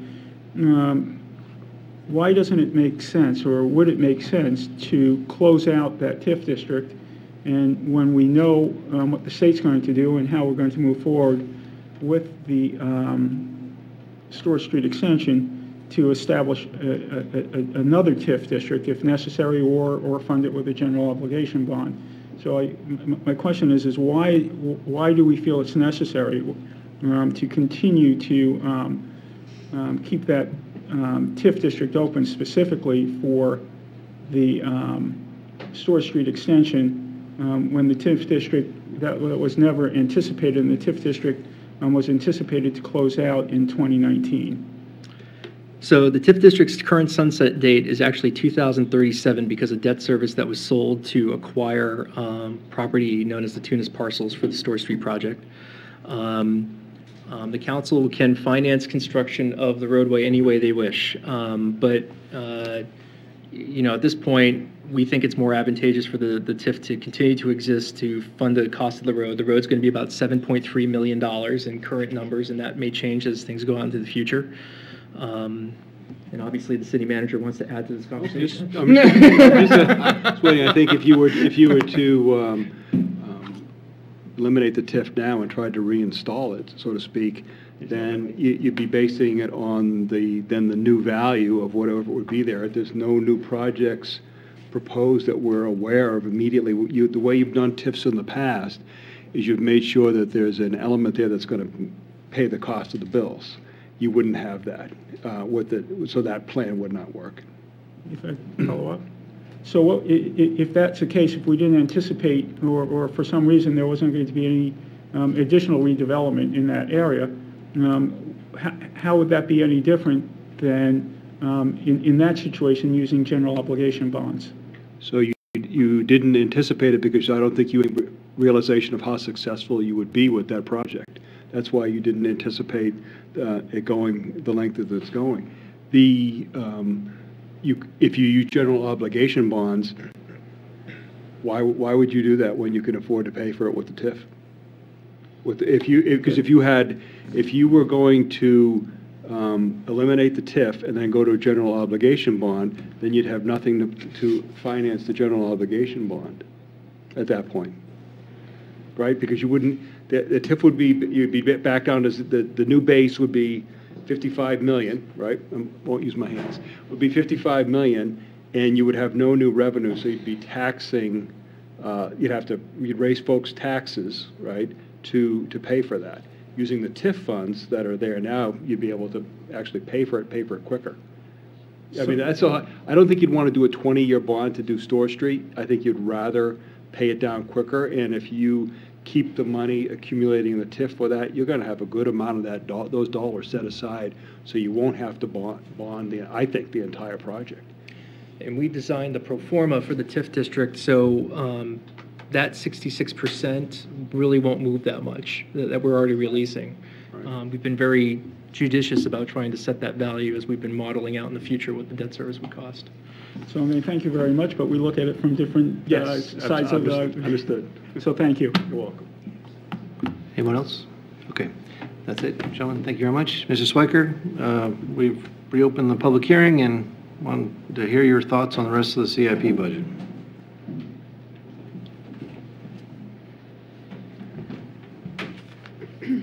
Well, unfortunately, Mr. Hirschlag has already stolen my thunder on one of them, but the first thing I'd like to say is the West Street Ward House. As I recall, we had Councilor McClure was asking, when are we going to get rid of that? We're not really using it for anything. I mean, it might have made a nice homeless shelter, kind of a building, but it didn't get used for that. So, why are we continuing to put money into it? Why don't we put a historic preservation easement on it and get rid of it?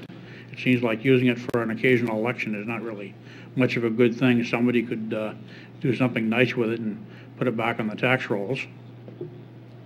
The second thing is, briefly, I want to get back to the golf course. The difference between, say, the city pools and the golf course is I think the city pools may be used, by people who are maybe not among the wealthier people in the city. They don't have a swimming pool there on their yard. They don't belong to a country club. It gets kind of pricey to go to a state park and go swimming if you've got kids over 12. So they might tend to get used by lower income people who don't have a lot of money, whereas I tend to think of the golf course as being used by people that have more money. And so while I feel like maybe, it's necessary to subsidize the pools, I'm not quite sure why we need to subsidize the golf course. And if the people that play there don't think it's worth spending money to improve it, then why should people who live in mobile home parks be putting up money to improve it? So I really think we need to look into that. I mean, that's what the city manager said, do you want to keep doing this? And I say no. And once again, I was kind of disappointed that the mayor, seemed to be very negative on privatizing it. Privatizing it doesn't mean necessarily you take the thing and sell it to the highest bidder. It may mean like the Sunapee ski area. You get somebody that knows how to operate a golf course that can do it much more efficiently. I think the complaint from Sunapee is not that the operator is not doing a good job and not investing enough money, but he's doing too good a job and making too big a thing and wanting to expand it too much. So I think that, we need to consider doing that, because if it doesn't work, you can always, put city people in doing it again. You might do a good thing right away. And I'd like to remind you, I don't know if anyone was on the council when it happened, but certainly many of you lived in the city. The city used to pick up the trash. That was one of the things the Public Works Department did. And somebody said, let's privatize it. No, we can't do that. And the director of the Public Works Department said, oh, we can do it cheaper because we're using more people than we need. And that wasn't quite the right thing to say, because they not only privatized doing the trash, but they essentially got rid of the Public Works Director too. He wound up moving to a different city. So, And I don't think, you know, people really think that that's done badly. I mean, sure, there's always complaints about picking up trash, but I think it's saving the city money and it's working. And the people can go out and buy land, build golf courses from scratch, and operate them. So I think a good operator, if they can't do a better job than the city running the golf course, I'd be surprised. Or maybe the city could do a better job if they were given the incentive, look, we need to put some, you know, better effort into managing it and not hitting up the general taxpayers for it. And the last thing I want to talk about is the TIF districts. I mean, Mr. Hirschlag, unfortunately, said many of the same things, so I'll try and keep it brief. Basically, there are people on this council and in the city administration that don't think that TIF money is property taxes. But it is. It's property taxes. It's money that people pay in taxes to a TIF district instead of paying their regular taxes rather than in addition to. And we were told many years ago that when that road was paid off in the north end, that money would be available for police and fire and schools, but the city has chosen to latch onto it to essentially build a special purpose road. So I would agree with Councilor Hirschlag. Let's close out that district right away. Let's take the bonds we're paying on and either pay them off early or create a sinking fund to pay them until 2037. Let's, instead of putting 66% of the money back to the police and fire and schools, put 100% back. And as far as building the road, if that road is not going to create any new development, then why are we building it? What's the purpose of it? There's now two ways you can get reasonably from that area downtown. You can either take the ramp and go on North Main Street and go down, or go around Fort Eddy Road. If you spent $1,000, you could take the gate out on Horseshoe Pond Lane and put down a little bit of pavement and make three ways. So spending $7 million for a connector road that apparently, according to the city manager, is not necessarily going to generate any new development is really not a good use of funds at all. And if it was really going to improve the value of properties out there, I'm going to say the same thing I did before with the Langley Parkway. If the properties out there are going to get more valuable if we build that road, then let's ask them to contribute to it. Let's not, once again, pay it off with the poorest people in the city being the ones to pay for it. And it's going to take longer to get rid of the Main Street district. You can't just wipe it off with a vote like you can with the North End.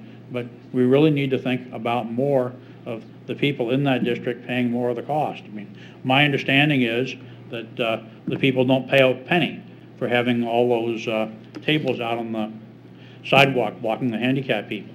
You know, we should be charging them a fee. I mean, we have a park that was cost $500,000 that O Stakes is using most of it for free, as I understand it. We gave up 5 or 6 parking spaces at Bagel Works so they could have that big plaza, and we should be collecting money off of that. Then, you know, let's use some of that money to pay some of the expenses, and instead of putting them in the TIF district, and use the TIF district once again for police and fire and schools like it was supposed to be. So, you know, that's real tax money. That's money we were told we would have for other expenses, and it's unfair to the taxpayers to keep putting it for special interest groups. Thank you. Council Cole. Thank you, Honor. Mr. Swiker, I think twice you've mentioned that the players or the members of Beaver Meadow Golf Course are maybe above normal in social status as far as economy and everything else. Do you have information about the demographics of who plays at Beaver Meadow, or who the members are, or the players that play there? Anything about their income or anything? Well, I would say you probably know them better than I do. So, I mean, do you honestly think that they are of the same, you know, level of income as the typical person in the city, or don't you think that they tend to be the better educated people that have more money? Well, I'm sure Councilor Nyan's father plays there, so it's true. It's more money and better educated. But overall, I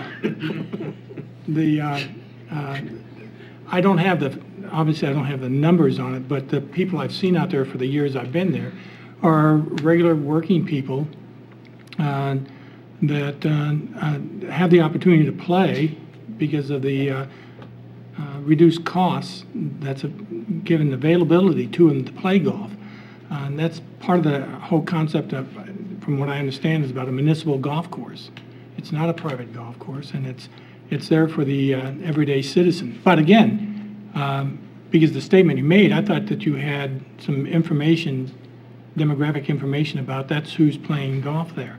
So that's not who I see out there. It's a whole range. It's a typical Concord citizen from every level. So, Well, I mean, I guess the people I know that play golf there are you and Councilor Kretovic, and I would say both of you probably are above average income in the city. well, thank you for that, but I think that we're 2 out of How do you know that? 21,000 people that play golf there. I mean, that's Are there 21,000 people play golf? 21,000 rounds. So let's say. And do some of the people 9,000. play more than once, or? Sure. So there's not 21,000 people? No, let's say, I can do this and say 50 rounds a year, and you still got 10,000 people utilizing that golf course. Well, just my question, that, you know, if you were to build a new golf course, you'd have to buy land, which is very expensive. Right. You would have to construct it, which is very expensive. And you would have to pay property tax on it, which is expensive. Yeah. So one would think that if you avoided those costs, that Beaver Meadow could be cheaper than other courses, even if you were only paying the operating class course, you know, expenses among the greens fees and not all the capital and property taxes. So you could still have a cheaper course than a private course, but at the same time, you wouldn't require the people in the city to pay for it. I mean, once again, you know, you folks have heard this twice now. We got it. Councilor Kennison. Thank you. In responding to the wealth of the people who golf out there, I bowl on a Monday night bowling league, and for the year, I would pay more than it would cost me to get a membership at Beaver Meadow. And I don't see a lot of wealthy people in the bowling alley, so. So you're trying to tell me that, We're trying to tell you that I would bet. I want you to tell me honestly. When's the last time you went to? When's the last time you went to Beaver Meadow Golf Course? I have never golfed around there, but I've skied there. But when's the last time you just even visited? Within the past 5 years, 10 years, He was there on 15 years? election day. Well, they weren't golfing on election day. But the bottom line is, if you want to comment about it, and you're welcome to comment, it helps to have some perspective of what you're talking about. That's all. And lastly, 2 things. If you've ever been to a manufactured housing park, there's no wheels on them. They're not mobile. So they're called manufactured housing parks. We've gone over that. We can work that. I'm going to keep correcting you. And thirdly, you've used Sunapee as an example of privatization. Great example. But would you believe that at the time they took and evaluated Sunapee, they also evaluated Cannon Mountain, correct? And they chose to go ahead forth with Sunapee, but they chose not to go ahead with Cannon Mountain. So could it be that a public body sometimes decides that it's not feasible and not in the best interest of the state or the community to privatize something? Could it be? I'd like to answer 3 questions. I only asked one. Okay. The first question is, yes, sometimes it is advantageous not to privatize it, but you seem to be thinking you shouldn't consider it. I never said that. I asked you your opinion. My opinion is, yes, sometimes it may be desirable not to privatize it. We went through this the other night. I said I would consider it. I didn't say I'd do it. I said some of them probably wouldn't work. So I think the answer is that we need to consider privatizing it, not that we need to do it. I think that Councilor Kennison, what she said is, right now it costs more to bowl than to play golf. And to me, that just means, well, maybe the golfers could afford to pay more.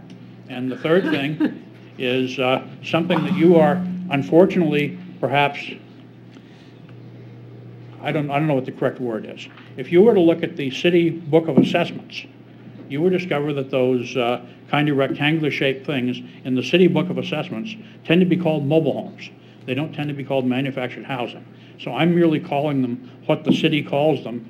And if you want to call them something different and use the excuse to raise the taxes more, that's fine, but that's not what the city currently calls them. Furthermore, I actually know people that live in them. I was talking to some of them last week, and what they call them is trailers. So, you know, I'm only trying to use what people actually use and not trying to use, shall we say, abstruse concepts. Anyone else? It is always great to have you share your thoughts with us, and I thank you for coming out tonight. I'm sorry, Your Honor. Councilor Slate, you have a question? Just a point of information. I just looked up for the latest that I could find in 2016. The median household income in Concord was a little under $60,000. There's been estimates from numerous people that in order for a family of 4 to meet their bills in Concord, that you would need an income of $75,000. So the fact that Mr. Schweiker may or may not have the facts at hand, when we look at median income in Concord and we look at median household income in the surrounding area, Concord's income is significantly depressed compared to those communities that surround us. So while he may be extrapolating or making a guesstimate, the fact remains that if it's specifically for folks in Concord, there may be a very good argument to subsidize it, because when you look at median income and the cost of being able to afford to live in Concord, the two numbers don't match up. Okay, thank you. That was not a question, that was a speech. Mr. Schweiker, it's always good to see you. Be well. Okay. And all I will say is those folks I was talking to from the manufactured housing park would love to have an income of $60,000. Yes. Anyone else wishing to testify at this time? Okay, seeing none, we'll close the hearing on the CIP budget. That takes us to our action phase this evening. Let's take up the TIF portion first. Yeah, is there a motion on the TIF portion? Move tentative approval. Second. Motion made, seconded, to tentatively approve the TIF portion. That's pages 163 through 170. Is there any discussion? Council 9. I just wanted to comment that I'm very excited to see, I think it was $3,000 released back. I think it's great for the city. Thank you. 33. 33. 66%, 33,000. Right. I forget the exact number. I just wanted to say $971,000. Yeah. $971,000, just about $33 million of assessed value. Right. Thank you. Okay. Anyone else? Councilor Hirschstein. Well, I'm very impressed with the way our TIF district is performing in the North End. I still feel that we should remain true to the community and close that out after 20 years. I understand that we've taken on additional debt, but I find myself in a position where I can no longer support extending these TIF districts in perpetuity. I'm sorry, I mispronounced that. I would like to see that when we make a commitment to the community that we're going to have these TIF districts for 20 years, that's what we provide the community, that we follow through on our contract with them. Thank you. So I will be voting against this, going forward with this. Thank you. So you're opposed to the North End Opportunity, the Sayers Block, and the Pennaquik Village TIF districts? That's correct. Okay. Anyone else? Seeing none, we have a motion to tentatively approve. All in favor, say aye. Aye. All opposed? No. And the ayes have it. We have the CIP before us. Is there a motion? Move tentative approval. Second. Motion made, seconded, to tentatively approve the CIP. There are a lot of items. We've had a lot of discussion. Is there any discussion? Your Honor? Council Champlin. Your Honor, I wonder if it makes sense to push the Langley Parkway first phase, design phase, back to 2020. Since, based on testimony from staff, it would appear that it's, if the opportunity comes to find the third-party funding for the other half of the design, it can still be brought before this body. We can still consider it. We can still hold public hearings and get public feedback. It would seem to me that it would relieve a lot of stress at this juncture if we could push it back to 2020. If that's a motion, I'd second it. I didn't hear his motion, but is it? I'll make a motion. I'll make a motion. I'd Sure. second it. All right. I would speak against the motion, and I would strongly encourage you not to do that for the exact same reasons that Ms. Ludke talked about this evening. I think it would be a wrong message to be sending to this city and causing tremendous stress, just as you've indicated, because I think it's high time that this community has a discussion about that whole proposal. And by putting it off, you're just leaving it to linger out there. I think that's inappropriate. Let's have the discussion now. Now's the time to talk about this. Because I think that as what we heard from testimony, and I think she's spot on, is that we need to talk about the various aspects of this portion of this phase. And I think we need to stop thinking about it as just basically the flow of traffic.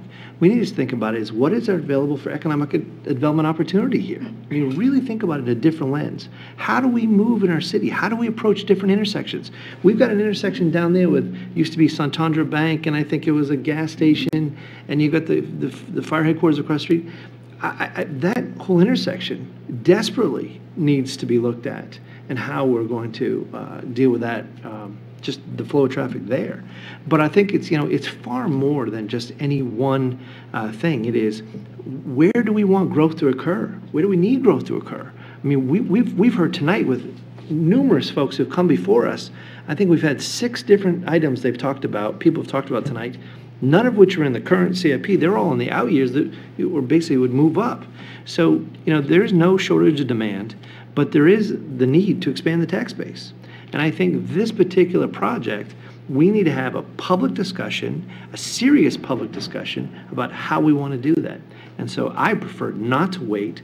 I prefer to have that discussion today. And if it means not going forward with it, that means not going forward with it. If it means breaking up in different things, I don't know what the options are. But I know that if we put it off, we're not going to have the discussion. I'm going to make a 6B motion. Councilor Kredipic. A motion for 6B. I'm going to ask you to recuse yourself, as I believe you have a conflict. Your firm has two members of your firm represent Concord Hospital. Okay, I don't, let's put it to a vote, because I don't, wow, okay. Councilor Kredipic. Thank you, Your Honor. I would agree that it's an important discussion that we need to have in our community, and I want to focus on Concord Orthopedics and the plan that they were bringing forward for the surgical center on Pleasant Street, further down. What transpired in those conversations was, because the city was not moving forward with Langley Parkway North, that we were going to impact another neighborhood. And this is a neighborhood at the end of Langley Parkway that is saying we don't want our neighborhood impacted. I think regardless of whether the mayor needs to recuse himself or not, we're pitting neighborhood against neighborhood in an area that we call our medical corridor, and we don't have a foresight to where we're going in that direction, because there's definitely need in the community. The way hospitals are working, not just Concord Hospital, all hospitals, they function by the fact that they have a central location and clinics around them. That's what supports the medical community, and we have potential growth here, and it's being stymied by the fact that we don't know where we're going. That greater conversation needs to happen in our community, and this is the impetus to do it, and step back and take a look at what we need to be successful, not for this year or a decision that was made 64 years ago, but what's going to take us for the next 100 years. Thank you. Thank you, Honor. What I was impressed with tonight's testimony about this project was to put it in perspective and saying it's it's been 65 years or something, and people still perceive it as a beltway or something else. But what I loved about the testimony was saying we should be looking at this currently. It's not a bypass, or it's, what is it? What do we need today for the city of Concord, and with the development we have in the city of Concord, and the traffic and the population. And so that's why I will vote for this, because it's the same thing as saying, what is it today? It doesn't matter what it was 10 years ago, 20 years ago, or 50 years ago. It's where we're at today, and what type of impact, positive and negative, would this roadway affect it. And I'm more than happy to call it anything else. I had a couple names I was thinking of, but I'll keep it private. So I hear people that contact me, they're fighting a battle from 20 years ago. And I'm saying, let's look at it what we are today with the city. So that's why I'm going to vote for this. Thank you, Your Honor. I think everyone around this table knows that I'm deeply, deeply invested in economic development. That I look at this and I say to myself, well, there's so much confusion over what this is supposed to be. Is this thoroughfare supposed to be, a parkway, or is it supposed to be an opportunity to start developing the land on either side of it? And I agree. I'd like to have some definitude around it. I'd like to understand it. At this juncture, I don't. As far as I know, there is an asterisk city commitment for the design phase, and there's no other money. And I also understand that if the money should occur, one way or another, we'd still be able to bring this before the city, bring this before the public, and talk about it. But that also does not seem to me to be the kind of long-term planning that has been discussed. An overview of exactly, what are our economic development needs? How can this help it? What I'm hearing, I guess, and I'm happy to be corrected, what I'm hearing is, it's in our CIP budget, our 50% possibly. We're going to find out whether or not we have a third party that wants to invest the other $350,000, and that's for the design phase. But that's for the design, and we already have a design that's, I believe, in our budget. So if I was a member of the public, I'd be very confused over what we're talking. Are we talking about the design that we have in our budget, or are we talking about completely doing a complete overhaul of that? Are we talking about an extensive study, or are we talking about a number of public hearings, detached or separate from any sort of large-scale overview? The latter is what I would like to see, because that's what I heard today, is probably needed. Thank you, Your Honor. I can't add much more to what Councilor Champlin has already said, but this council has a long history of being proactive in the city instead of being reactive.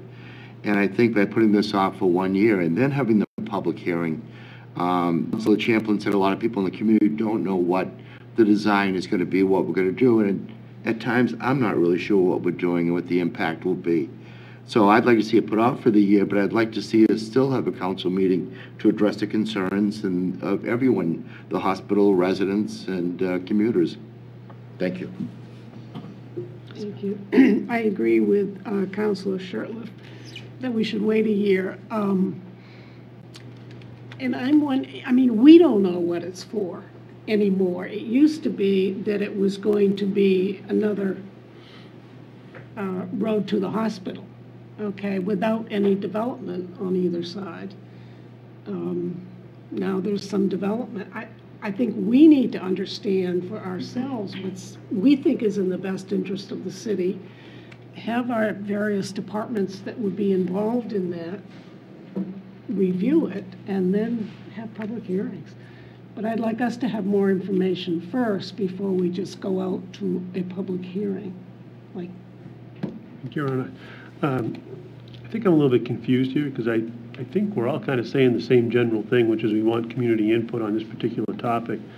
The funds, the $700,000 are asterisked, which means they're not included in our budget appropriations. So I think really what we're talking about is having a discussion, as the mayor said, leaving the asterisk funds and having the discussion in this upcoming fiscal year sometime between July 1st and June 30th of next year, or are we waiting until the following year? The way I heard it is by leaving these funds asterisk in our current proposal, we're going to have that discussion sooner rather than later, and I think there's great value in that.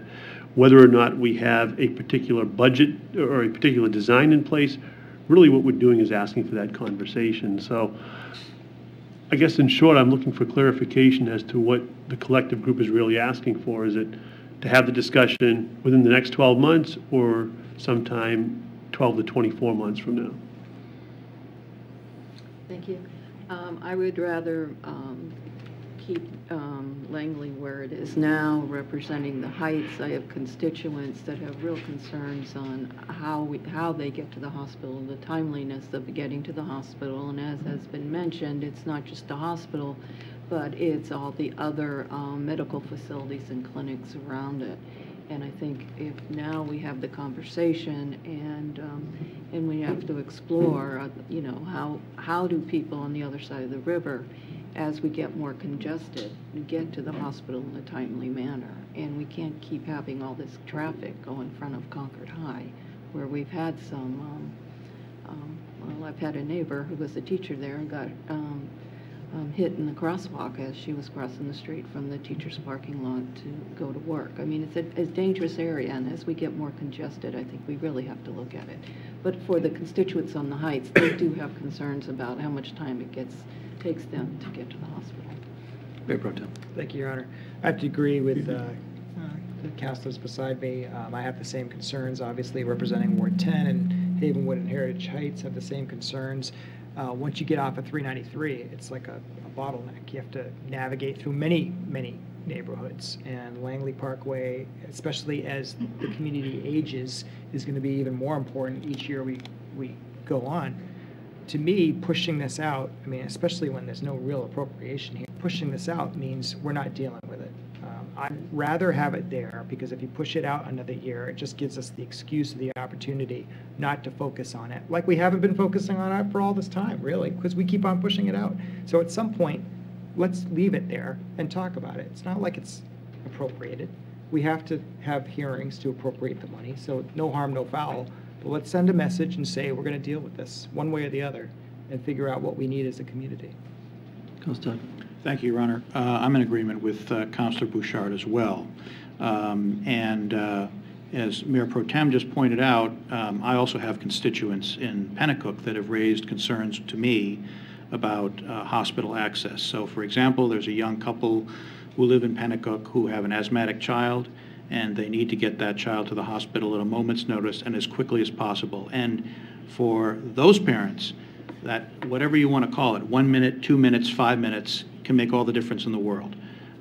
So there's that reason. The other reason is that we're going to be approaching our zoning, and then after that our master plan. And I think it's really appropriate for us to begin the conversation now. If we think about how long it took us, and I certainly applaud the process that the city council and others, volunteers, took on the Main Street project, but think about how much testimony and how much input we had on that. I liken Langley Parkway to be potentially even more input, would probably be better. And I think that the sooner we start that process, the better off we are. Thank you. Thank you, Your Honor. I believe it was 5 or 6 years ago when we had those two meetings. One was at Bishop Brady. I don't know if there were two there. I can't remember where the two meetings were held. There were in the vicinity of at least 100 people that attended combined those two meetings. Less than 4 people spoke in favor of Langley Parkway. I think it should also be noted that the permit for going forward with Langley Parkway has expired. So any current design may or may not meet the requirements of being permitted by I believe DES or the Army Corps, who's ever involved with, continues to be involved with that permitting process.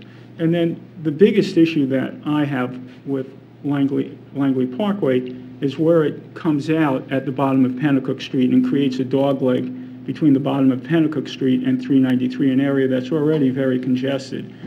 So I've stated this in the past, and I'll state it again.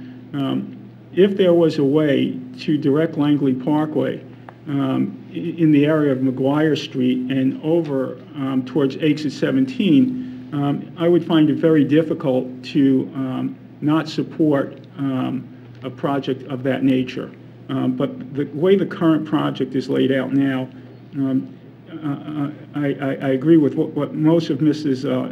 Lucky said, is that it only shifts the traffic problem from one neighborhood to another, and then I think it only increases the traffic issues on Booton Street.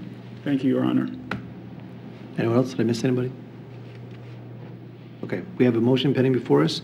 Motion is to move, I apologize, I'm going to leave my councilor shirtlift in the dust. Wouldn't be the first Sorry time. But very persuasive arguments for talking about it now. Yeah, I will. Okay, so we have a motion pending before us. Oh, yeah, I think it's going to be another. Your Honor, it's clear the direction that the body is moving. I'd like to withdraw my motion. I withdraw the second. Okay.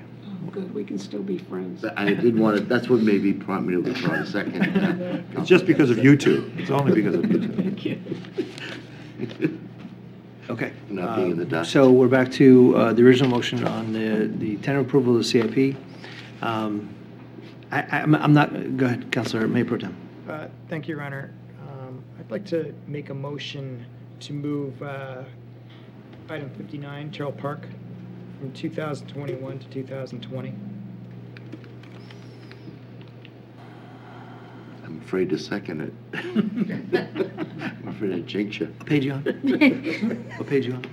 I'm on page 202, that's the right item. 202. I'll second the motion. So we Is can. that the correct one, Mr. Walsh? Oh, you want to discuss it, right? Yes. 282? 282. Oh, well, you know, I'm getting older, I can't see. You want my glasses? 280. Oh, yeah, now I see. You're getting more distinguished. My arms aren't long enough. You can borrow my specs anytime you want to, but. All right, 282? Okay, let me go through my iBooks. My intention is to move the Terrell Park. And you want to move from 21 to what? 20. Okay. Is there a motion, is it seconded? I seconded it. Motion made, seconded to move this up 1 year. Any discussion? We'll go Mayor Pro Speak to Tem my and Councilor Knight. motion, thank you. I mean, I think we've heard a lot of compelling testimony from the youth who use the field, the adults, parents, and teachers who mentor our kids. I mean, full disclosure, my son played lacrosse in the backfield, and it was always rained out, it was always muddy. His grandmother would come to see the games, and I don't know if Councilor Hirschlag remembers, but this was several years ago, and you were gracious enough to use the golf cart to drive her out there. It's so far, but then the bathrooms are so far away. I mean, it's very difficult for folks to go see their kids play, especially older folks. And that's just the convenience of the spectators, let alone the people who play and get rained out, et cetera. It's an embarrassment, quite frankly, to have such a great school system, such a great community, great things to do in Concord, but that comes to our sporting and athletic fields, we have these issues that we talked about tonight with the stands at Memorial Field and the lack of parks.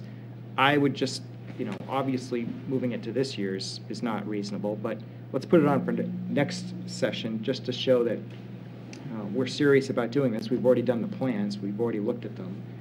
If for some reason the next budget cycle doesn't work out, we can address it then, but at least let's show, I'd like to show the community that we really think that this is a priority to move forward on this. Plus, the gateway argument is very compelling. The gateway into Concord, to see that field there, to see activity, I think goes a long way towards economic development, rather to see what basically is a sparse field, and when I was a prosecutor, was even worse than that, quite frankly, in that area. That's why I make the motion. Motion been seconded twice. Anyone else? Here. I'm sorry, Councilor Knight, you had your hand Thank up. you, Your Honor. Well, I appreciate the effort to move it forward. I definitely think we need a turf field. I feel uncomfortable, voting to move this forward at this point in time. We have a lot of competing interests for capital dollars, not just this year, but next year. I feel like I need more time to weigh that in comparison to other projects. With regard to recreation, this evening alone, we talked about certainly a turf field. We talked about lighting at Keach Park, community center, skate houses, bleachers, pool renovations, Merrimack River Greenway. There's a lot of things that are competing for capital dollars, and I believe we need the turf field. I think it'd be a benefit to the city. I just don't know how I feel about moving it forward. So I'm going to vote against it, and certainly think we should have a discussion about it. Okay. Anyone else? Councilor Todd? Thank you, Your Honor. I'm going to vote. I'm going to support this because I think this sends a signal not only to the folks that testified and that are hoping for this development to occur, but also to let city staff know that we really do, as council, place emphasis on this, that it should be in the near future that we should look at it. And if we get to, if the council gets to next year's budget and they decide that, you know what, we've got these other projects have come up and we really can't take this on right now, they can always move it back. But I think it would be good to send the signal to all that that this is something that we really want to see move forward. Thank you. Thank you. Anyone else? Okay. Thank you, Your Honor. With regards to the bleachers at Memorial Field, I think discovering what would be a good design is an important step forward.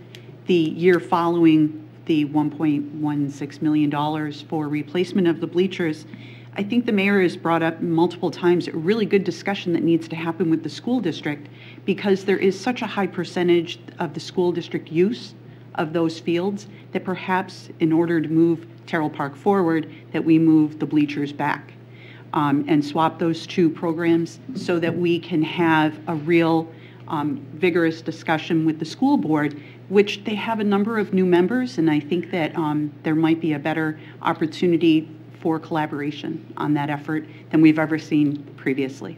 And so I would support that in the exchange for let's move Memorial Field bleachers back a year and swap them.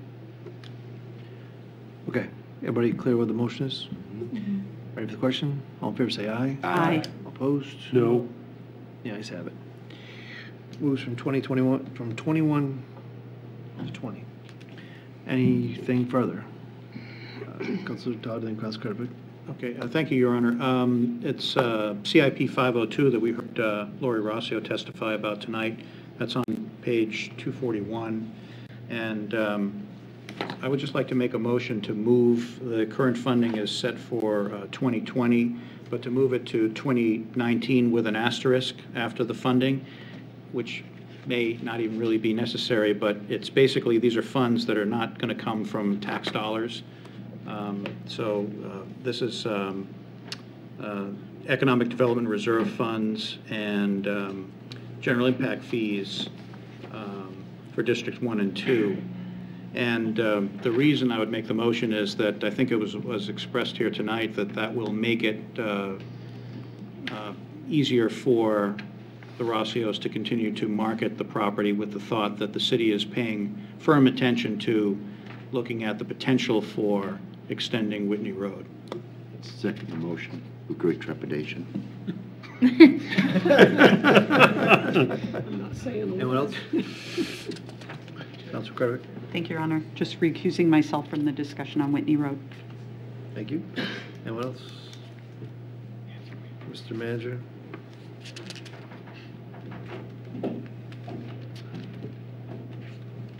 What's the, what CIP number is it? 502? It's 502, Your Honor. So the motion had, with an asterisk, right? Well,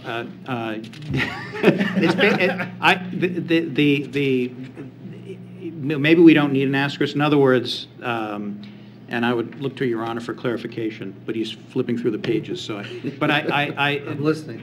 Yeah, I know you're.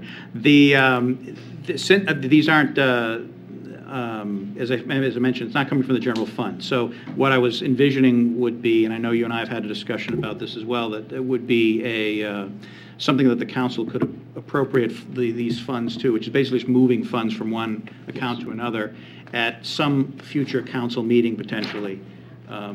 Precisely. That's exactly the point. If you take the asterisk off, that means when you voted on it at the next Thursday, you're appropriating the funds. Okay. If it's at some future meeting, I think after you've had a discussion, particularly with landowners and builders and potential developers, then at some future meeting, then you'd want to leave the asterisks on there. So that's the difference. Either you're appropriating it immediately, essentially next week, or you're appropriating it a month from now, 2 months from now, 3 months from now, depending on what you want to do. And I think that would, I'm sorry. No, I'm sorry. And I think that would be fine to, wait, and we'd be appropriating it in some future months, some fall or the spring or whenever that might be, whenever staff had time to, accommodate looking at the project. I think it's timing, if I could. Timing is, without playing hand too much out in the open, timing is part of it, but in reality, it's what negotiating position do you want to have when it comes time before the city spends its money in terms of working with the various landowners. As Ms. Rossio said, she's not really a landowner. I think there's a lot, or she is in some ways for the northern section, but this entire section, she is not. Right. So I think the council and the staff needs to have those discussions with those appropriate landowners, see where we are with them in terms of participation, rights of way, all kinds of other things, and that has not occurred. Your Honor. That's what I second. Yeah. So, so right this second, is it asterisk or non? It is not. It is not, because Right. it's not for. So, because in 2020. Correct. So in 2020, if we would take it up, it would be appropriating the dollars. So right now, you're looking at economic development reserve dollars of 35,000, and the remaining balance of the 76,000 comes from general impact fees, District 1 and 2 from traffic. So you have all those funds in place already. Right. So I guess what I'm trying, maybe you could just articulate real quickly, what is the advantage of doing this right this second? My understanding from the testimony we heard tonight from Lori Rossio was that they're trying to go out and market the property that they have control over right now.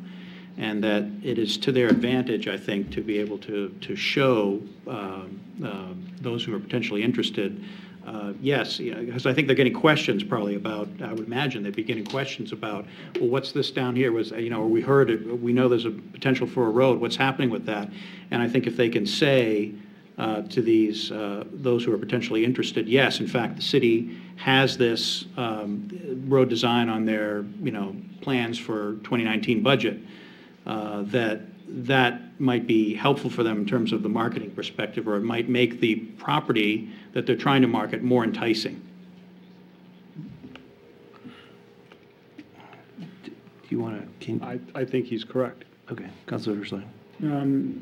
I think, rather than repeating what Councilor Todd said, I agree with what Councilor Todd said. I think I'd like to we're change looking my at, mind. No. yeah, if we're looking at true economic, if we're looking at true I already economic have. development, I think this is an issue where you can define that this is an issue of true economic development. What we're doing is we're preparing the site, not by building a road, but by making all the unknowns known. That's correct. And what a developer would, the way I envision, I know you and I have had this conversation also, is that the city wouldn't be paying for the road to be developed. The city at some point would be reimbursed for any costs that they put up front. But the fact that the developer wouldn't have to go through an extensive permitting process with unknowns of how long it would take and what the cost would be, even though that they would be paying for it, because everything was known to them up front, it would make it much more attractive for them coming in. And I think, if I could, and I think to lay some of that out, lay that track out, so to speak, in terms of who's going to do what, when's it going to happen, who's responsible for what in the future, so there's no misunderstandings when it comes time for right-of-way or design or construction.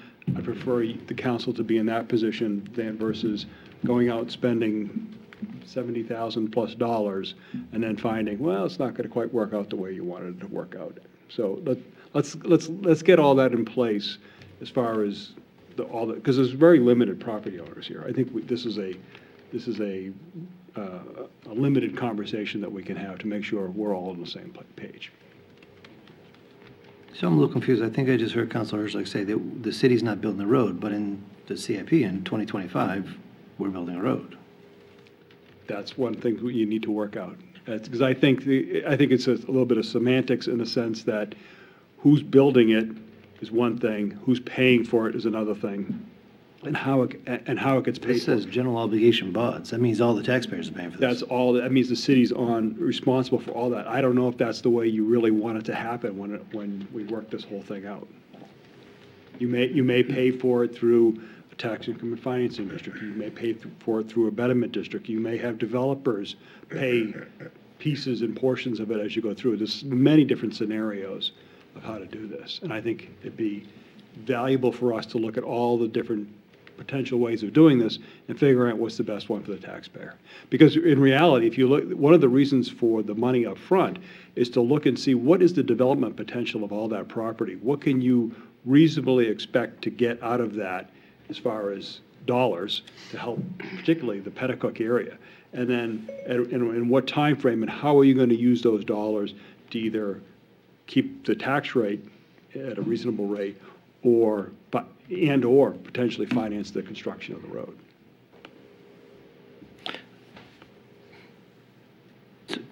Okay, so there's two different things here. There's the land use planning and real estate analysis, which I think you were just talking about. Correct. That's the $35,000 coming out of economic reserve. But then there's the other piece, which actually goes to forth and does a survey and such. Think of it as almost a two-step process within that one step, right?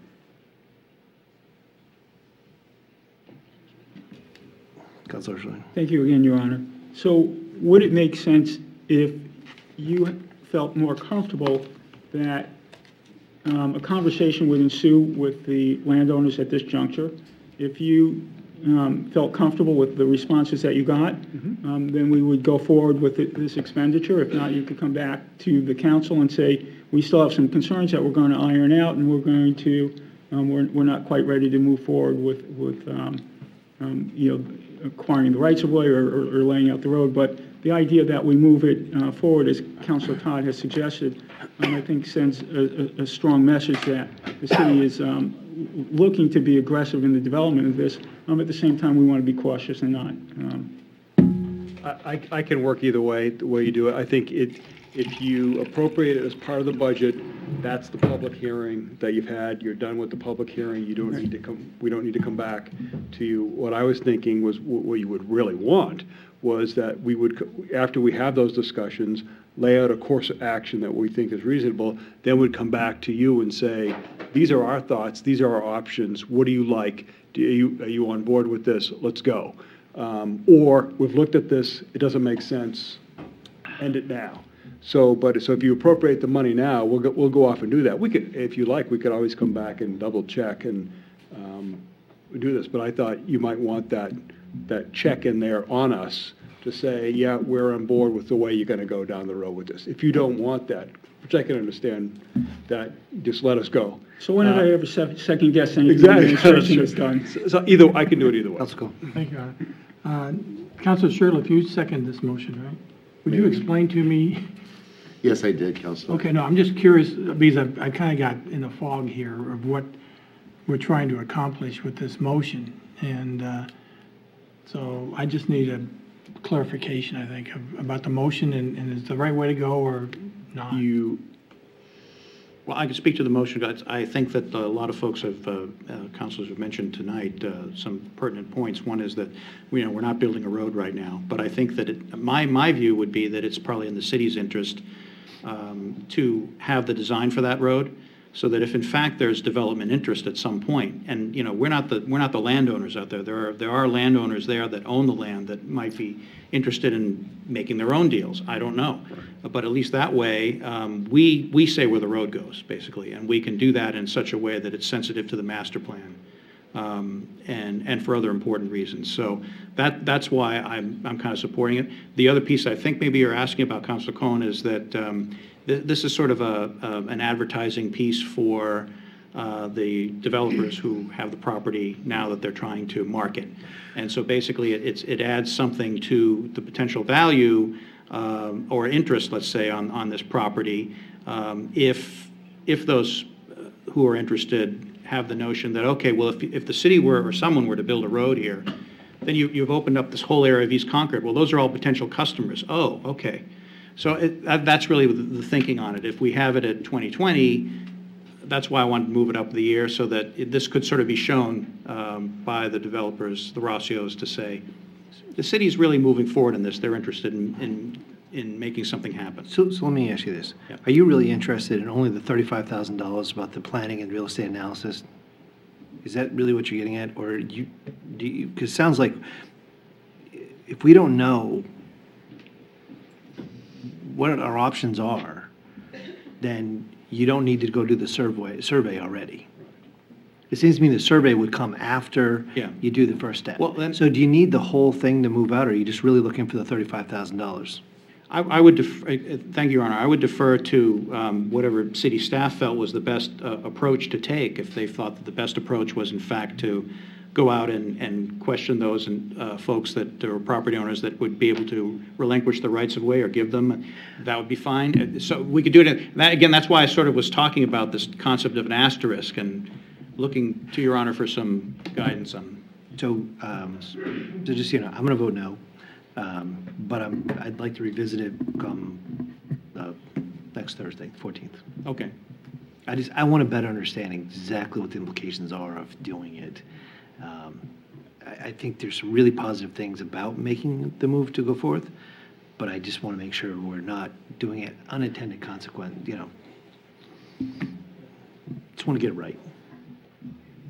That's why I'm going to vote, but anybody else can vote. If I could, I think where you were going with, if I read into it a little bit, your idea of splitting it, Right. I think that's a good idea.